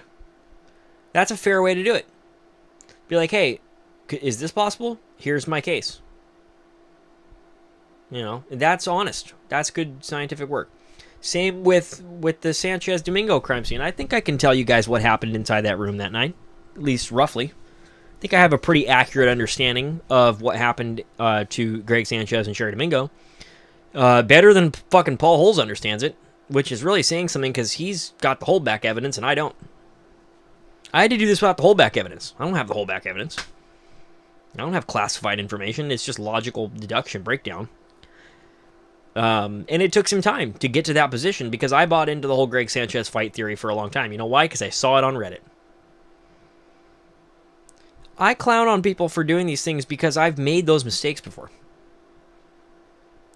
The difference is knowing how and when to move past them. You know, if we have access to the information and we really make an honest effort at investigating this situation, researching it and stuff like that, and it becomes obvious to you, like it does to me, that Greg Sanchez never fist fought East Area Rapist, then your position or your understanding of the crime scene should then change, adapt, and evolve into an accurate sequence of events. But we don't see that with guys like Paul Holes. It's been like 10 years, and he's still doing the whole fucking... It's more than 10 years. For more than 10 years, Paul Holes has been like, yes, Greg Sanchez got into a boxing match with Joseph D'Angelo.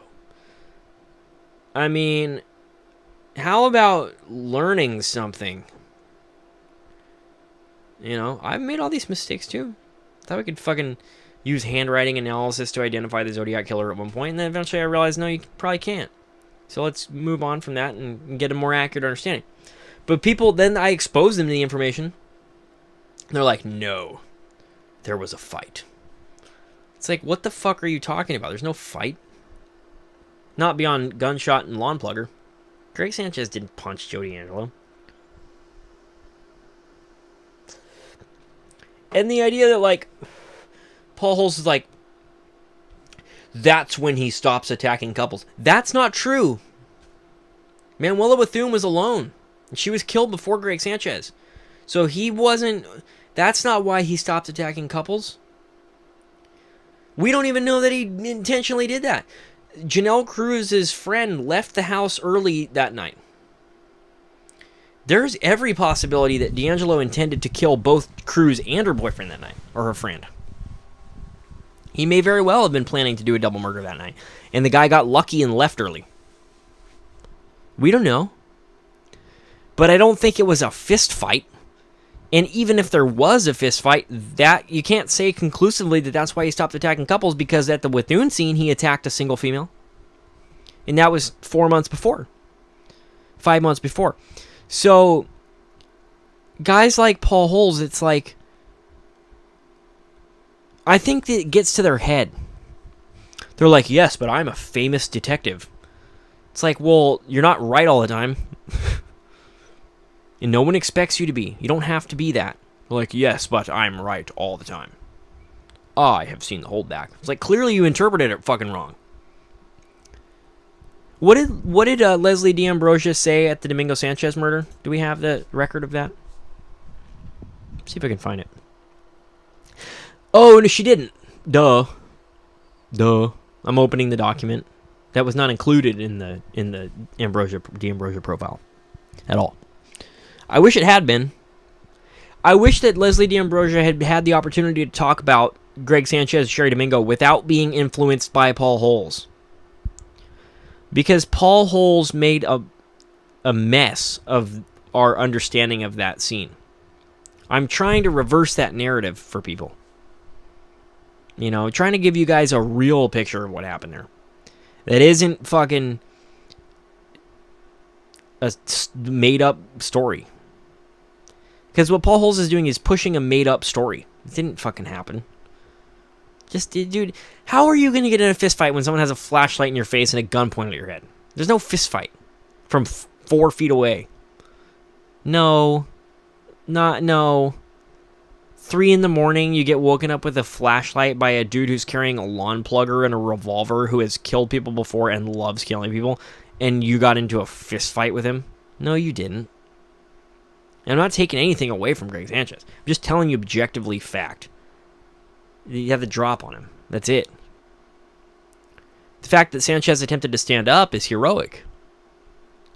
Not that it wasn't for Keith Harrington not to, because I think Keith Harrington reasoned in his head that if he complied, he would be left alive. I think whatever he told them that night in Dana Point, that, you know, Harrington gambled, but he just gambled wrong.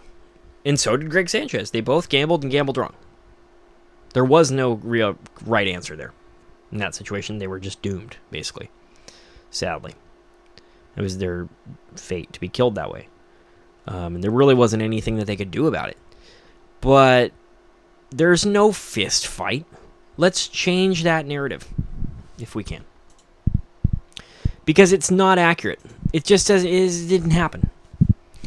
And I don't want to be a party to making up fake stories in true crime. It's not true crime. Oh, I'm a true crime researcher. Well, what do you talk about? I make up stories and then I tell them and say that they happened. That's not good.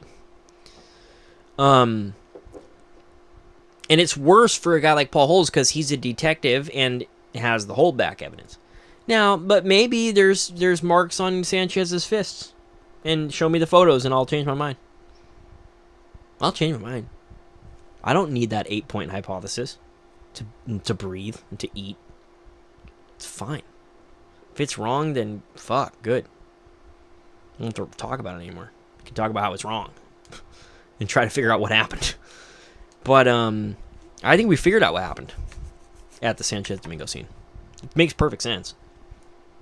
I gave you guys a breakdown. It matches what we know of the forensic evidence. It matches what we know of the scene at the crime scene. What I can't account for, but it doesn't do anything to my hypothesis, it doesn't affect it, is why there's blood trails leading all through the house. Why is there smudged blood all over the walls leading down the hallway from the room towards the front of the house? I think it's a red herring. I think he was trying to pretend that he exited that way when he actually went through the back. And his logic was, okay, if I leave a bunch of bloody handprints that go from the bedroom to the front of the house, they're going to, because they follow the blood trails, right? That's what we do. We follow blood trails. What is this Iran's user? Let's see. J.K. Earns. Wow. J.K. Earns. Joseph. Last online 2014. Yeah, see, things like that, I'm much more... The quieter you are, the more you are able to hear. That is a CBK quote. Basically. That isn't a CBK quote, but it's CBK talking. Whoever J.K. Earns is, he's also CBK, I think. Right off the bat, I can tell you that. Let's look at that claim. Let's investigate that claim. Do some fact checking on Nuke Hoax here.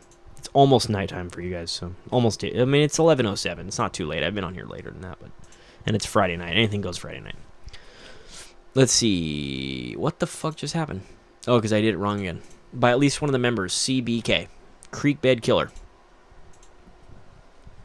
cold-blooded killer. Here we go. Twinless twin. Here we go. Here we go. Do. MED is his mother. Okay, let me show you what I'm talking about. So CBK posts on October 2nd, 2016. To see what is in front of one's nose needs a constant struggle. J.K. Earns' last status was, the quieter you are, the more you are able to hear.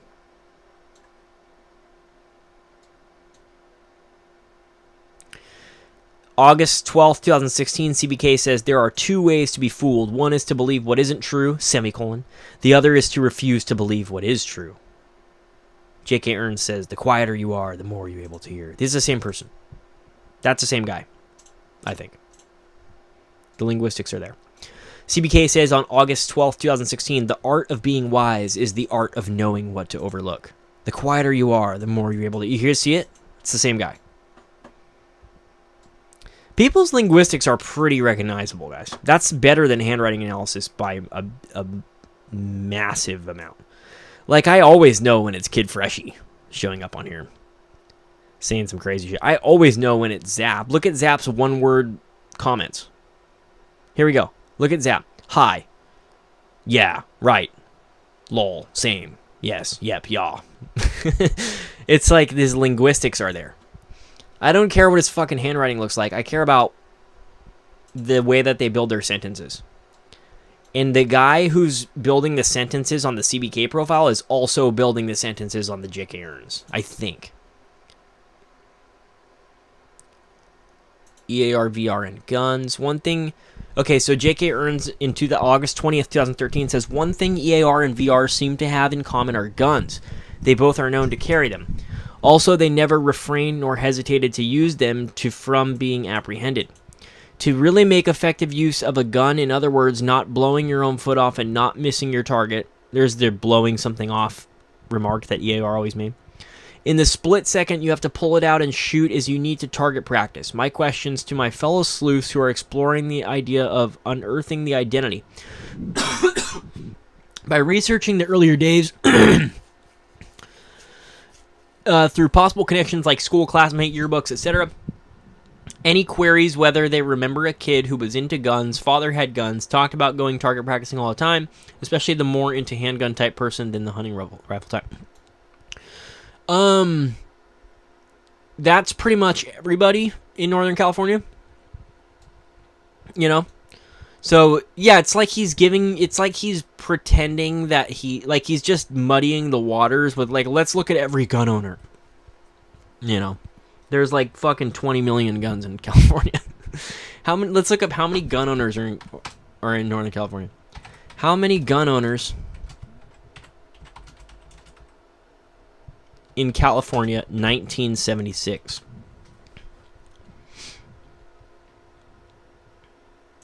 Wow. In 1975, approximately 44% of households in the United States reported having firearms. So it's a huge number of people. So we can't do anything with that. That's the thing. Those are the things that don't necessarily mean he's Iran's, but it just goes to show that his contribution to the investigation is like nothing. Which is what I would expect of the Irans. If that's Iran's commenting on there, that's the same shit that he would do. He would be like, why don't we look at every gun owner? Because there's 19 million of them in Visalia alone, you know? Obviously, that's hyperbolic speech, guys. Don't freak out. But, like, yeah, I'm with you, Murder. I think that those are some very, very possible profiles to look at. Now, do we know for sure it's Euron? In all likelihood, it's probably not. But there is a reasonable, realistic, tangible possibility that that profile is Euron's.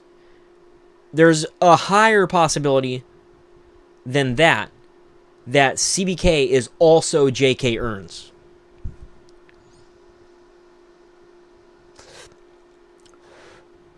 What do you think the K stands for?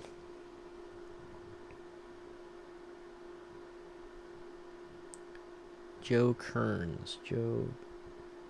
Just kidding, Earns. What do you think that means? J.K. Earns. That's another thing about D'Angelo. Is he like to identify with acronyms if he's... Like, I shouldn't say about D'Angelo. That's another thing that makes me think it's kind of along the lines of his psychology. He's identifying with acronyms. Like CBK. J.K. Earns. Now, it doesn't mean he's Euron's. At all. I sound a little bit crazy even thinking that. I think a joke about the lotion and J.K. Euron's. What? What does the lotion have to do with this?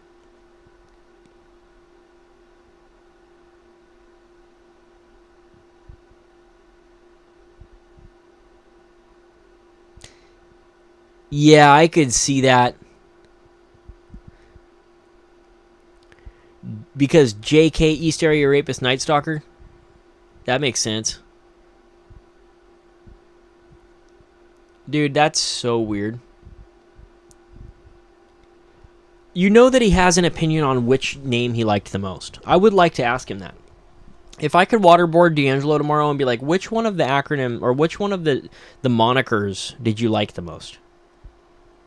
I think he liked the Creekbed Killer. Or Cold, like CBK. That to me, like that, I think he would like that name, especially if it means Creekbed Killer, because it's very obscure and very like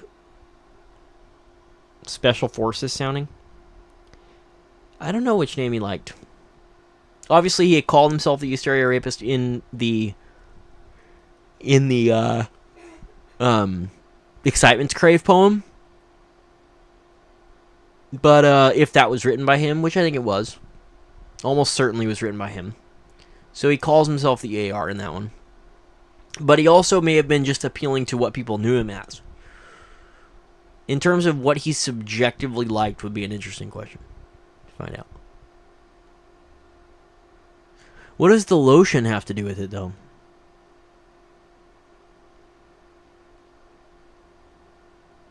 Such a weird psychology with this guy. Because it makes you wonder, like, what things was he, like, proud? I think there was a duality of, like, what he was proud of and what he was ashamed by. Jurgens. Oh, okay. J.K. Earns. Jurgens. Yeah. It's kind of reaching, but it makes sense. A little bit.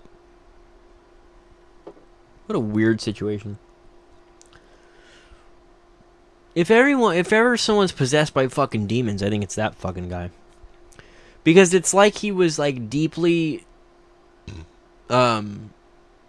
self-conscious about what he was doing, but also like loved what he was doing. Because it was his sex drive, you know. Jurgens. J.K. Earns. Maybe. But I do think that whoever J.K. Earns is, there's a very decent possibility that that person is also CBK because the linguistics to me are there. I want to read more of his comments. Let's look at every gun owner.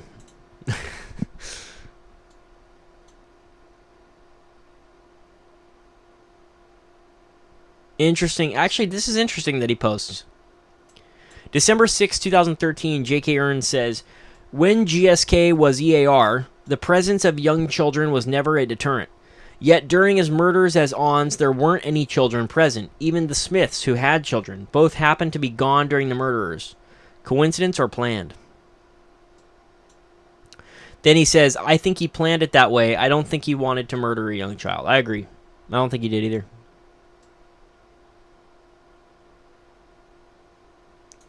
And then Relentless says, I don't think it was a coincidence. I was just thinking about this the other day. I think he chose homes without kids when he decided to start killing.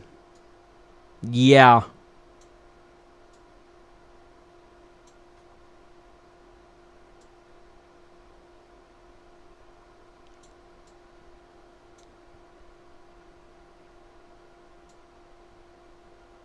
Yeah, that's actually a really interesting point. And of course, guesting gets all semantic on him. Says, you raped a very young girl. That's not the same. It's horrible, obviously. But I think what J.K. Earns is talking about is like there was no 5-year-old at the Lyman Smith scene. Which, yeah, I don't think he wanted any witnesses left alive as ONS. And he knew that if there were kids there, they would have to die too, and he didn't want to kill them. So that's really weird, actually, because it shows the extent of the surveillance that was being done.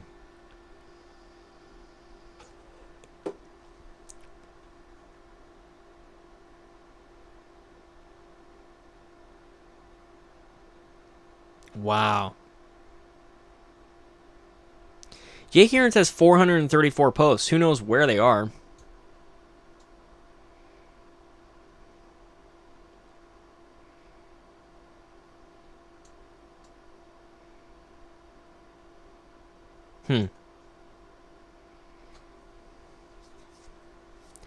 Okay, guys, look. And then they're like, why is he threatening to cut off the ears of the people in the house? Was this because of Vietnam? It's right in front of you. Ear, EAR. It's a calling card. It's like, duh. How dumb can you be? You don't see that? That's what that is. He told them, if anyone resists in this house, I will cut off the ears of your children and bring them to you. It's ear. Duh. Why are people... What the fuck, dude? They're like, oh, this can be connected to Vietnam. Like, stop. It's connected to his name, dude. Either that or he had a premonition about Reservoir Dogs. Yeah, how creepy is that? Dude, you're right, though. Lepke says weird shit on here. For sure. I don't think he's Xerons, but he says weird-ass shit. Wasn't Lepke like a prolific murderer in real life? Let's look it up. Who is Lepke? Lepke Buchalter. He was the head of Murder, Inc. So why in the fuck does Lepke have that name? Like, I know why... I have a friend that goes by OG Lepke. I know why he goes by that name.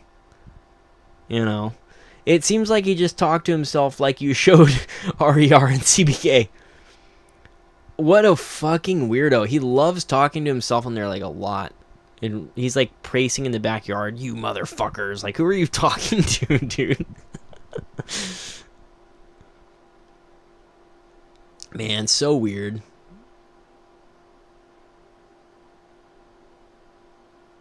Oh, interesting. Interesting.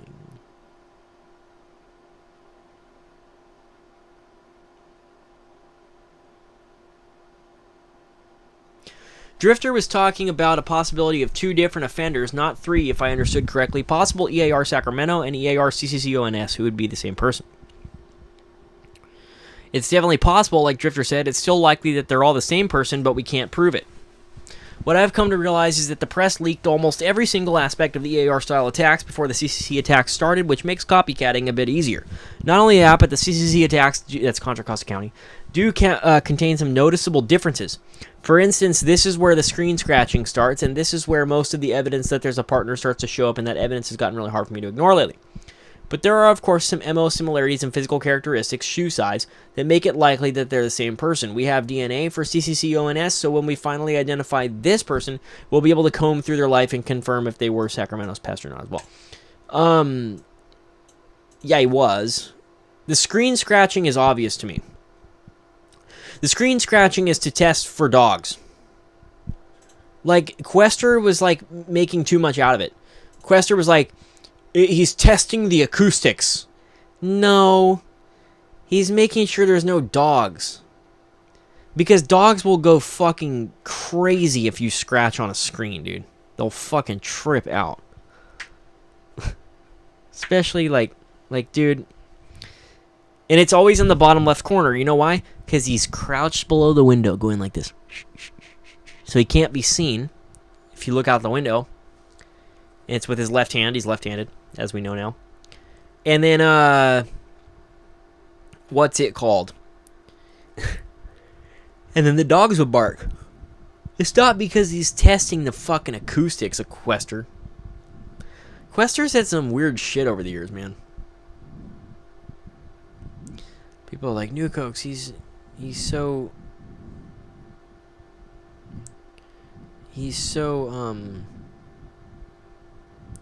what's it called? Merciless. It's like, yeah, but just, you know, and if I say stupid shit, you guys can talk about it. It's fine. You know what the end result of having that frame of mind is people don't go like, yeah, but you... And they have. You know. They've done it before. They're like, Nuke Hoax fucking thinks that the Zodiac was wearing wigs. It's like, yeah, but, I mean, at the same time, his hair fucking is different in every attack. So, it's very possible. The only argument that he's not wearing wigs is that supposedly it's impossible to wear a wig and a mask at the same time. It's fucking not. I'll prove it's not.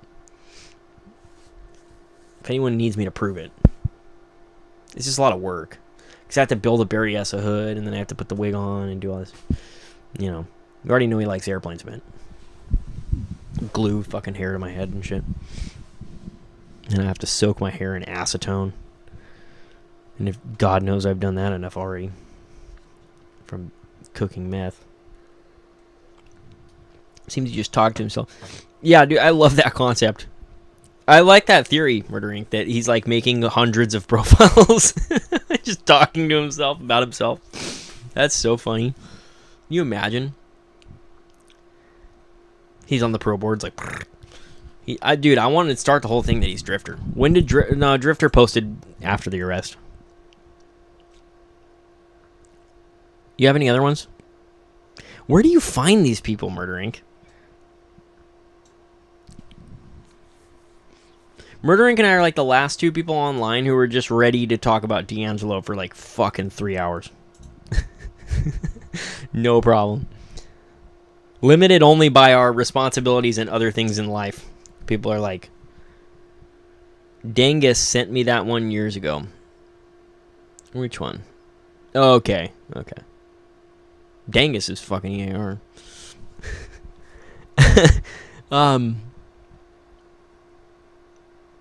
We're ready to hit the books on fucking Joey. As long as we don't have other things to do that are like, you know, necessary. Like, he hasn't eaten in 2 days. Why? He's still talking about D'Angelo. No problem, dude. It's fucking fascinating. Because it's such a fucking vast situation. Even the canonicals. If you are a purist and you just think that canonical attacks are Eurons, you have your hands full. Look how long it took me to come up with the 8-point hypothesis of what happened at the Domingo Sanchez murder. It's a solid fucking... That's the difference, though. If you cover a new fucking murder series every week, you don't make any progress. When you cover Eurons for 2 years, you might get an 8-point hypothesis that works out. Aaron Timones. Who the fuck is that? Timon! It's, you know, you might make progress. And you get to publish it, or, you know, release an 8-point hypothesis of what happened at the crime scene, and it's pretty good. Nobody's been able to... I don't think many people have tried. Because, again, Murder Inc. and I are the last fucking people still talking about this for 3 hours online. But, you know, almost every day. But, like, we got an 8-point AETV archives. Oh, shit. Who is this? That's old school shit.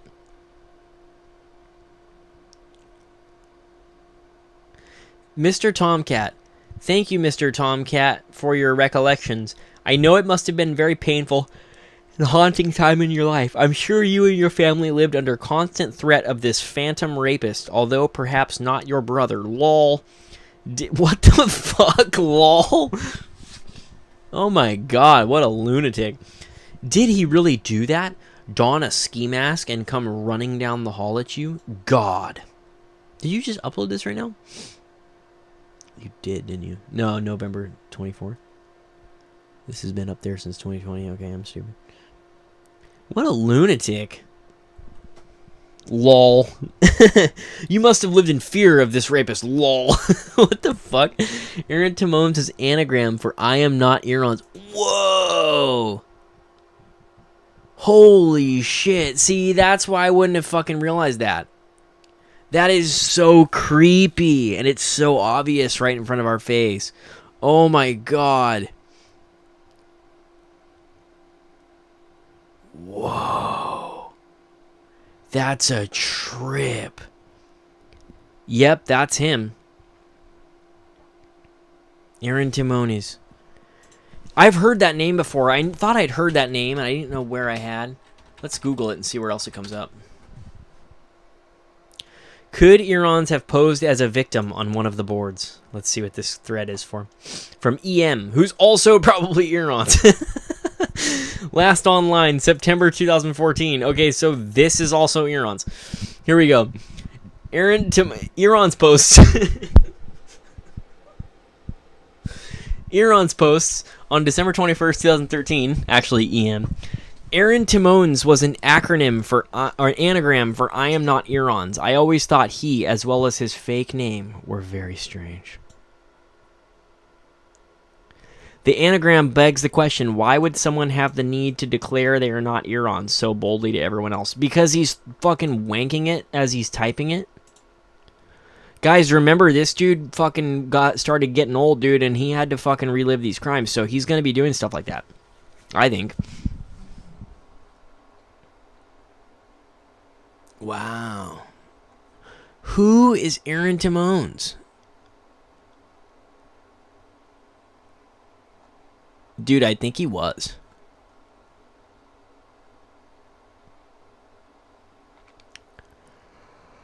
Okay, check it out. Oh my god, dude, that's so weird. Yeah, December 2013. Yeah, I see it, too. But here's what's weird. So, EM... Fuck, dude. This rabbit hole is so weird. That's the thing. We gotta... Like, people like Murder Inc. and we have to be careful because it's such a rabbit hole that you end up turning into fucking Robert Graysmith. That does not sound like EAR posting about Aaron Timones. Oh, that does sound... I agree. Yeah, to me, that feels like EAR. But here's the thing. Check this out. The profile is EM. We had talked about him and his acronyms already. CBK, JK Earns, whatever. Last online, September 15th, 2014 at 3:29 a.m. Prime time for D'Angelo wanking it on the forums. He only has 12 posts, and he registers October 17th, 2013. His only posts...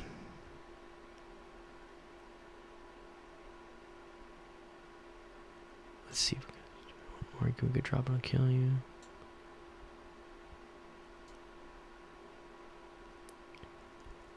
He's literally quoting your... Dude, okay, found you another one.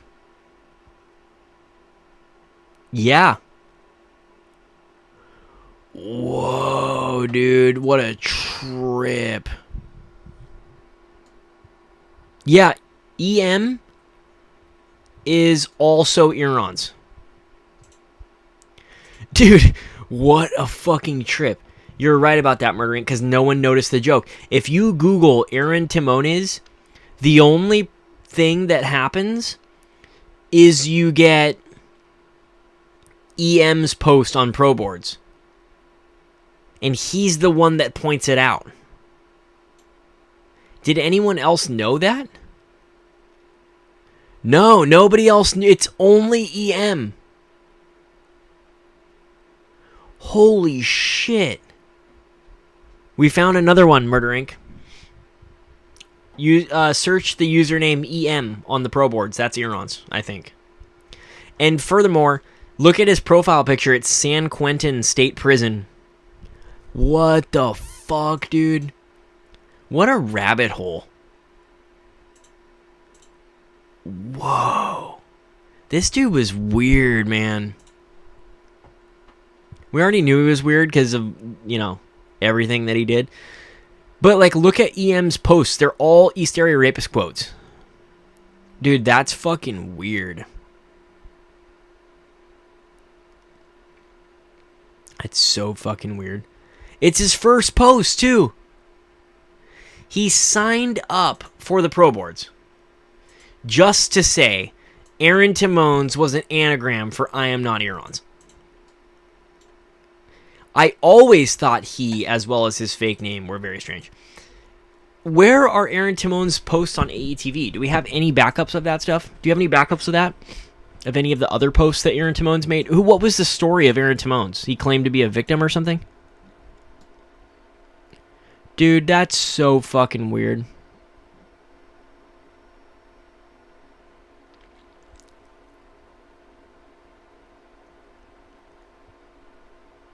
Whoa. Dude, this trips me out. Let's see what else he points out.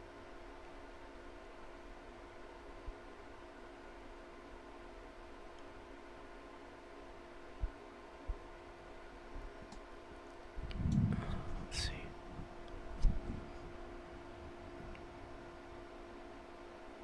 Whoa. Yeah, I think we found one. San Quentin. Yeah,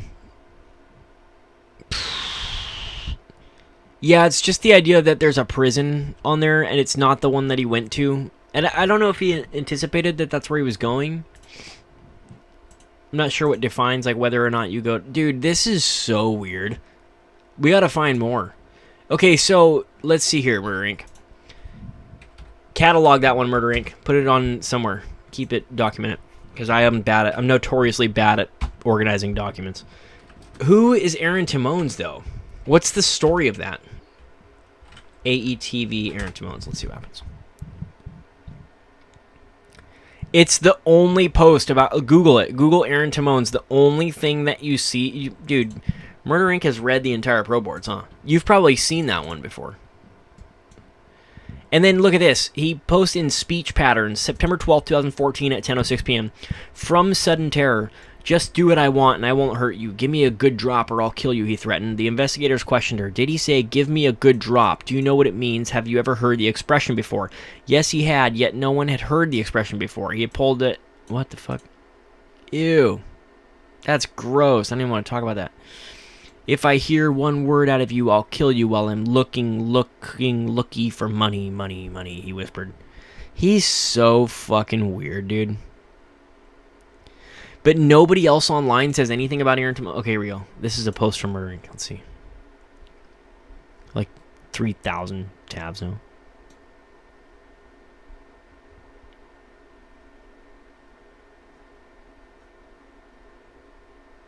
Whoa. Whoa, what are these? EAR's YouTube channel. This is so fucking weird.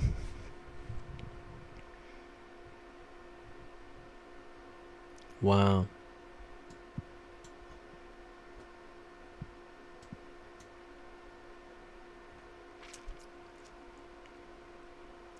So Aaron Timones is all over on AETV. I don't like Google anymore. Google is just not good. Because I Googled Aaron Timones and none of this came up. Like, why? Is it a search engine or, like, what the fuck is the point of Google anymore? Oops. Then there's a whole rabbit hole about EAR versus EAR and which one of them was Eron's. And we don't know.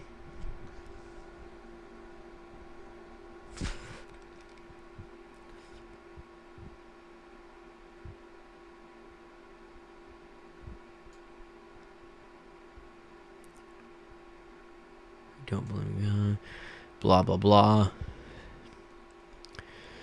Is this the only place where Aaron Timon's? Oh, are we in the? Oh, cool. I like the AETV backups. By the way, I've read through the whole thing one time.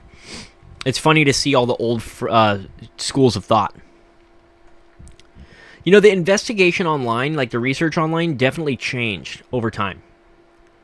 Those old AETV threads are very, very different from the ones on the pro boards, I think.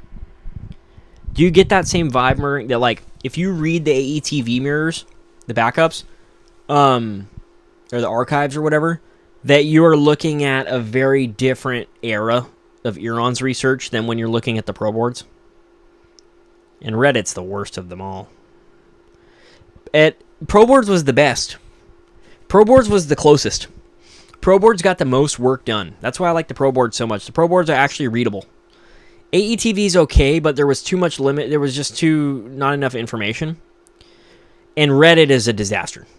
Reddit, I don't even waste my time. I check it periodically just to see what's going on over there. But I don't read through its archives the same way. It's not good. I'm really drawn to pro boards. I think pro boards had the absolute best of all of the research. So the idea that EAR is on there all the time, just like fucking posting. Yeah, pro boards became just all rigid cop think. Fuck, what does that mean to me? Rigid cop think. Yeah, I think if we look past that, because you can understand why people were like a little surprised. I get it. I would have been surprised. It's easy for me to come along a couple years after he was arrested and be like, you couldn't tell he was a cop? You know, but like, it was a little surprising. I do this. I time travel back to the pro boards days and imagine that I was there at that time. Would I have known he was a cop? I'm not so sure. I might have suspected it. I might have considered it. As far as, like, would I be convinced that he's a police officer? Not really, because there's some problems with it. But there's also some really solid indicators that he was in looking back. And those get reinforced by my own hindsight. I like pro boards, though. SK who goes out every night. Ian. What?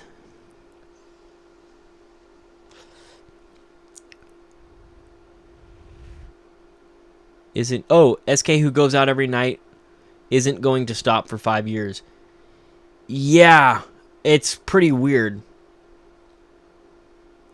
Well, even look at the fucking the PG&E murders. I think PG&E was D'Angelo too. It's really his style. PG&E feels like D'Angelo. I don't really think he stopped for 5 years. I'm moving away from canonical narrative. Because I used to be a Paul Holes fan, and I'm not anymore. In that way, I think Paul Holes has just ruined his whole reputation. But yeah, I agree with that. I don't think he stopped for 5 years. That's insane. And then if you're willing to begin to entertain that possibility, then you have to go, well, how long was he willing to stop? Did he ever stop? You know, it's interesting that notice that D'Angelo broke the mold for serial killers who can't stop. Like, he was a major outlier in the sense that usually these guys don't stop. And all of a sudden we had a prolific serial offender who suddenly stopped. Well, that flies in the face of all statistical knowledge. However, I mentioned at the beginning of the stream that just because something is statistics doesn't mean it's true. So it's possible he stopped, but it is weird that he would stop. Maybe he didn't.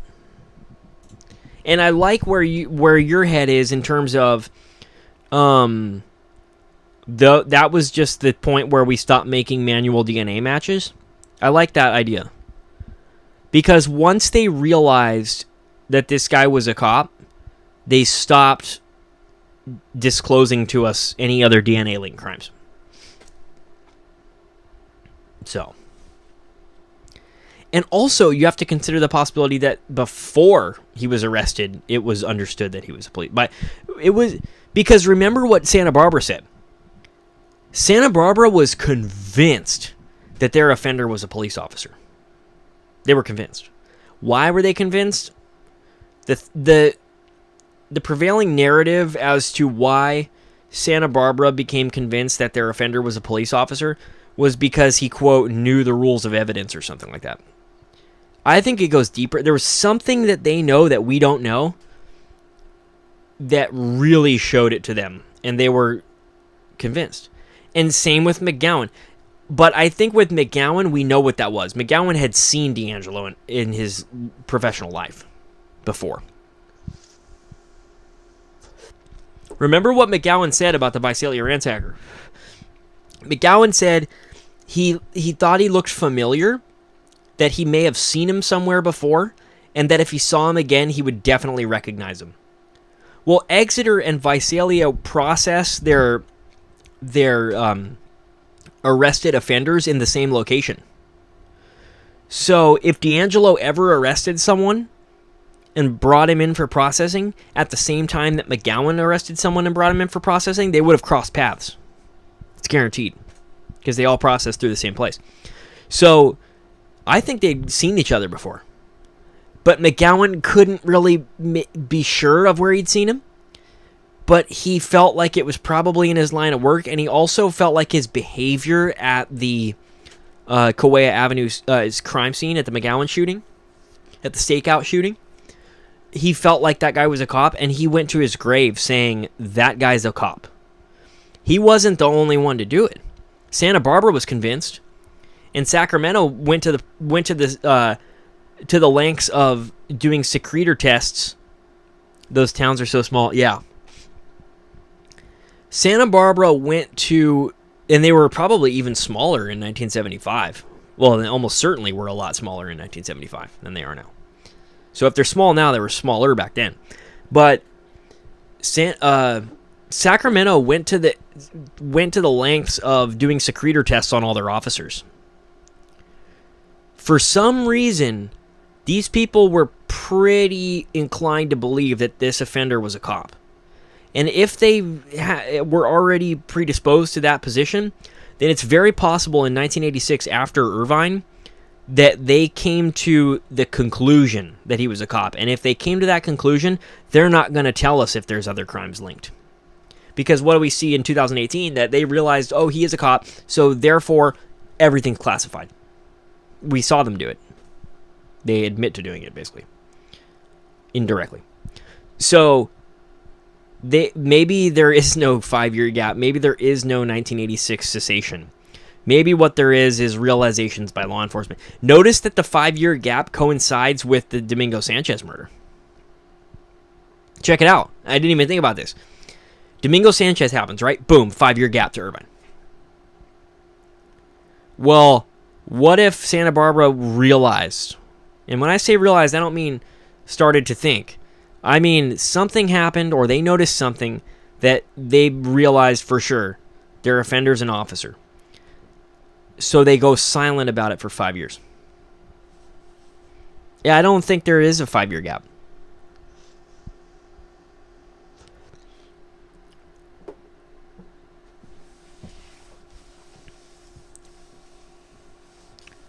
Weird, so weird. It just makes you wonder what's really fucking going on. And they won't tell us because it's all classified. What's really going on here? Dude, there might be fucking cults within the police departments that are doing this shit. We don't know. There's got to be cults somewhere, right? There has to be. People do, oh, that's a conspiracy theory. You mean to tell me there's no cults? There's just none. And if there are, then why wouldn't they be in the police forces? You know? There definitely are. There's fucking crazy, weird motherfuckers out there. And they make cults. So why wouldn't they make one for the police? Not to get super conspiratorial, weird as fuck flat earther on you guys, but notice that the police officers all carry a Colt Python. Okay, weird. Weird, weird, weird. I think it's getting late now. We're starting to get into woo land. That's the problem. When we have a deficit of information like this, I don't fucking know what the fuck's going on anymore. How are we supposed to know?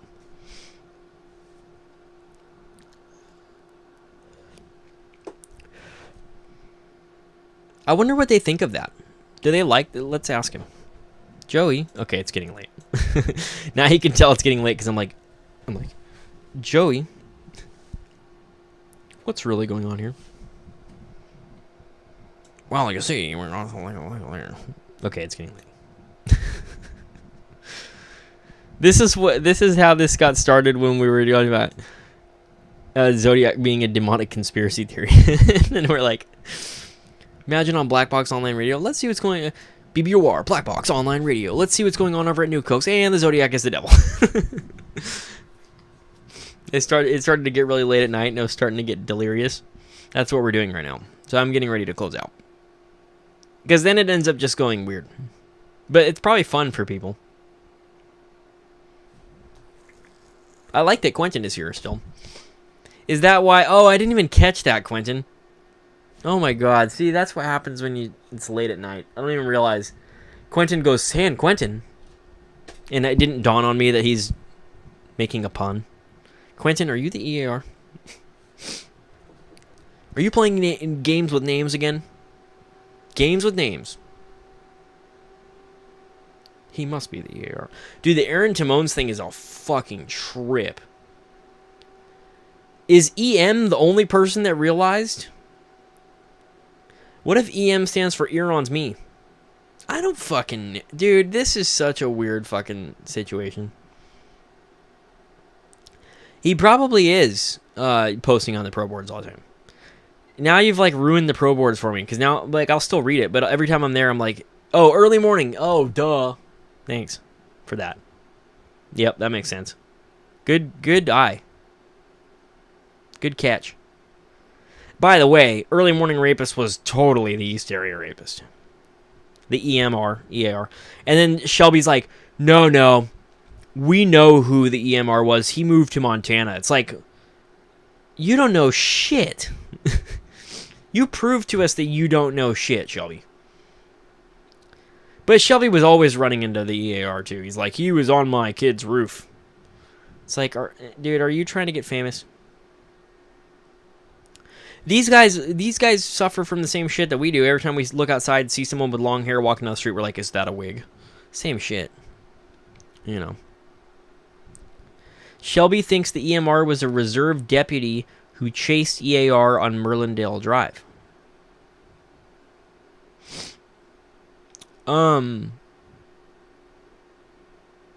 Wow, that's so fucking weird.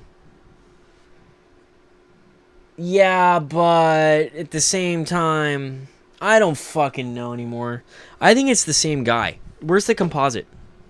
Oh, that's stupid. Thank God. Yeah. Yeah, Shelby's insane, guys. We all know that Richard Shelby is crazy. I think Richard Shelby does crack cocaine, actually. EMR, early morning rapist. Let's look at the composite. I'll tell you right now. There is a composite for the early morning rapist. Let's see what he looks like. And, of course, there was multiple. Early morning rapist, Sacramento. Let's see if that helps. And, of course, there's more than one EMR. Let's see. And they're hiding it from us, goddammit. Okay. Where's the composite of the EMR? Murder Inc. has it, I know for sure. Murder Inc. has it, like, on standby, just ready to go. Like, come on, someone asked me for the EMR case. Okay, early morning rapist, 1972. Yeah, that's D'Angelo. That's fucking D'Angelo. You guys want to see? Look at this. Tell me this is not Joseph D'Angelo composite. My suspect looked like the sketch. Damn it.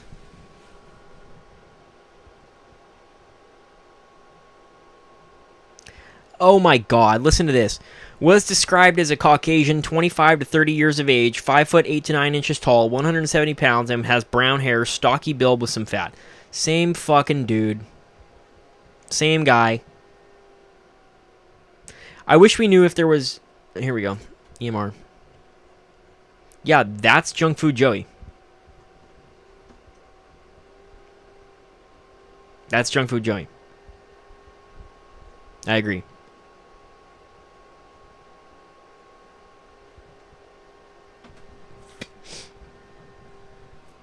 Oh my God, look. He has brown hair, collar length, which is thinning on top and starting to recede at the front hairline. Same with Junk Food Joey. It's Junk Food Joey.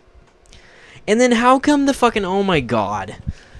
See, this is why... Like, look at composite sketches. Look at the hairline in the Early Morning Rapist composite. They're like, his hair is thinning at the front. And then you look at the composite and he has like a fucking afro of like the most incredible head of hair ever. It's contradictory. That's the same dude, though. What's wrong in that composite? Absolutely nothing. Oh my God. Look at the resemblance. Holy fucking shit.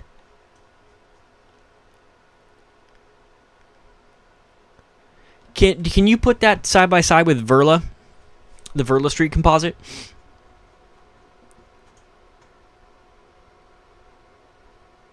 See, because look at other guys, like Michael Durrett or whatever. Like, just compare him to the EMR sketch. It doesn't look anything like him. And it's not like... It's the nature of those features. Look at the nose, the way that it... You know, it's... I think it's him. I really do. Same time, same fucking behavior.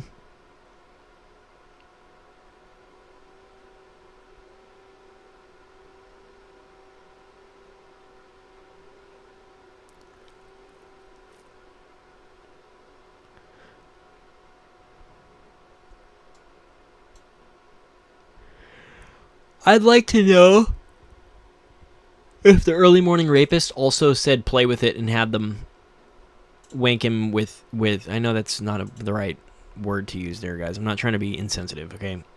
I want to know if he raped their hands, because that's a hallmark EAR. There we go. There's Verla Street. Look at Verla Street and fucking... Where'd it go? Let's see them. Look at the nose, by the way, Murder Inc. Look at the nose of the Early Morning Rapist next to the nose of the Verla Street composite. You see it? How it does that receded for half the face thing and then pops out right there at the bottom. And then look at the distance between the nose and the mouth of the Early Morning Rapist, and then look at the distance between the nose and the mouth on Joseph D'Angelo. Dude, same guy. Totally same guy. And then I like how EMR disappears from the face of the earth and then the East Area Rapist starts. And they're like, well, that's because he moved to Montana. It's like, no. It's because you had the fucking wrong guy again, Shelby. What did... Shelby ever got anything right? Wasn't it Shelby? Oh my god. Never mind. It's so... The waters are so muddy with these guys. But, like, when did the EMR attack stop? That's what I want to know.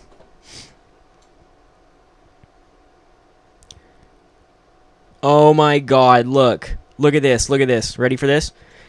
Detective Richard Shelby had a suspect in mind that moved to Utah in 1976. So here's what that tells me. Early Morning Rapist attacks stopped in 1976. Anyone get started that year? Dude, it's the same guy. So if EM... who is the only person to ever discover that Aram Tomo... How do you discover that that's an anagram? Let's prove it. For people who don't want to... They're just denying right now. Let's prove it right now. Wish this paper was lower. Be cool. Hold on. Come more prepared. I gotta close out. It's getting late. Is it midnight? Oh my god. Okay, this is about to end right now. It's Friday.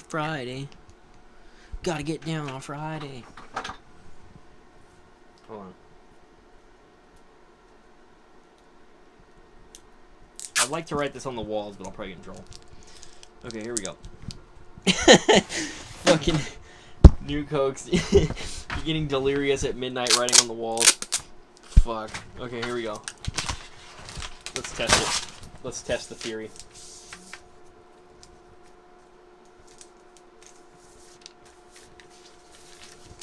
Here we go. Here we fucking go. Aaron, whoops, Timones. This pen sucks. Oh, here we go. No, I thought that was a real Sharpie, darn it. Okay. Fuck it. Here we go. Momento de cierto. Okay, Aaron.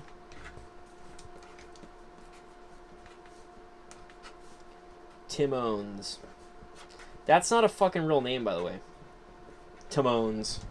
Let's look up the etymology of that and see if that's even a real name. Alright, I am not ear on. It is. Dude. I mean, I could see it anyway. It's there anyway, but in case you needed proof. Aaron Timones is an anagram for I am not Earons. That's so weird. They're like, no, that's a coincidence. Richard Shelby already looked into that. He rolled that possibility out. Guys, it's getting late. I always do this. I'm like, let's close out. And then I'm live for another fucking 3 hours. Okay, here we go. Is Timones a last name? We're going to do Timones etymology.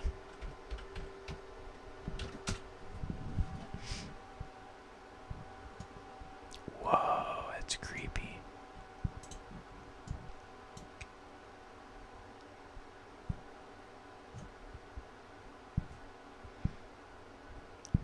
Yeah, it's not even a fucking name.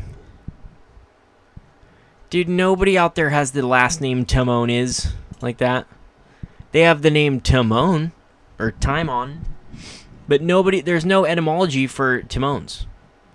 You can go to the online etymology dictionary and type Timones, and there's no like. There's nothing good here. The Greek word for Timon is Timon, but it doesn't say Timones. Dude, whoever chose that name, it's not their real name. And like you said, Murder Inc., they pointed it out because they were annoyed that no one caught their joke. So it's Earons. Oh, this is a trip, dude. This is so weird. Yeah, he was all over the fucking boards then. And then here's the other thing. I like how law enforcement goes, we found no evidence that he was monitoring the... Yeah, the fuck you did. He's all over the place. He's CBK. He's EM. He's Aaron Timones. Dude, that's weird. Timones is not a real last name, though. Let's look it up. Because, look, if you type... Let's type Bill Timones. Oops. Fuck. Help if I know how to spell. Nobody has that name, dude. Nobody has the name Timones. Okay, one guy. Alex Timones. Where does he live? Some foreign country. Let's see.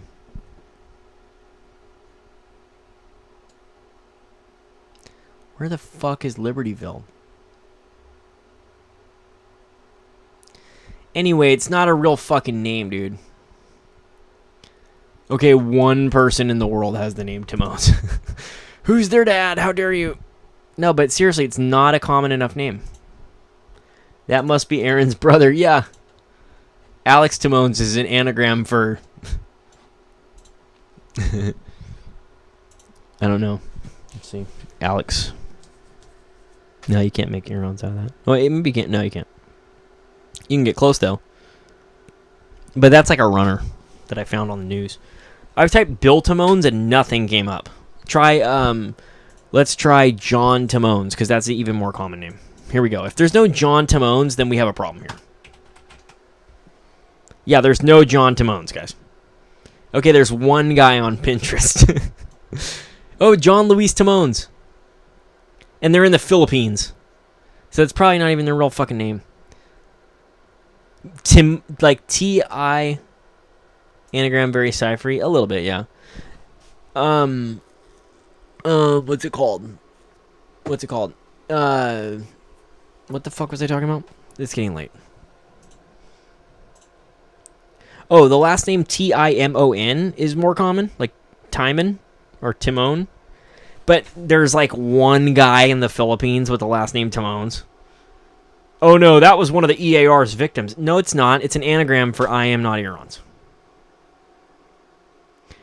And I mean, yeah, some weird guy could just do that who isn't Irons. Hold on, you know what? Let's close out. We'll be back tomorrow or something. This can go on forever.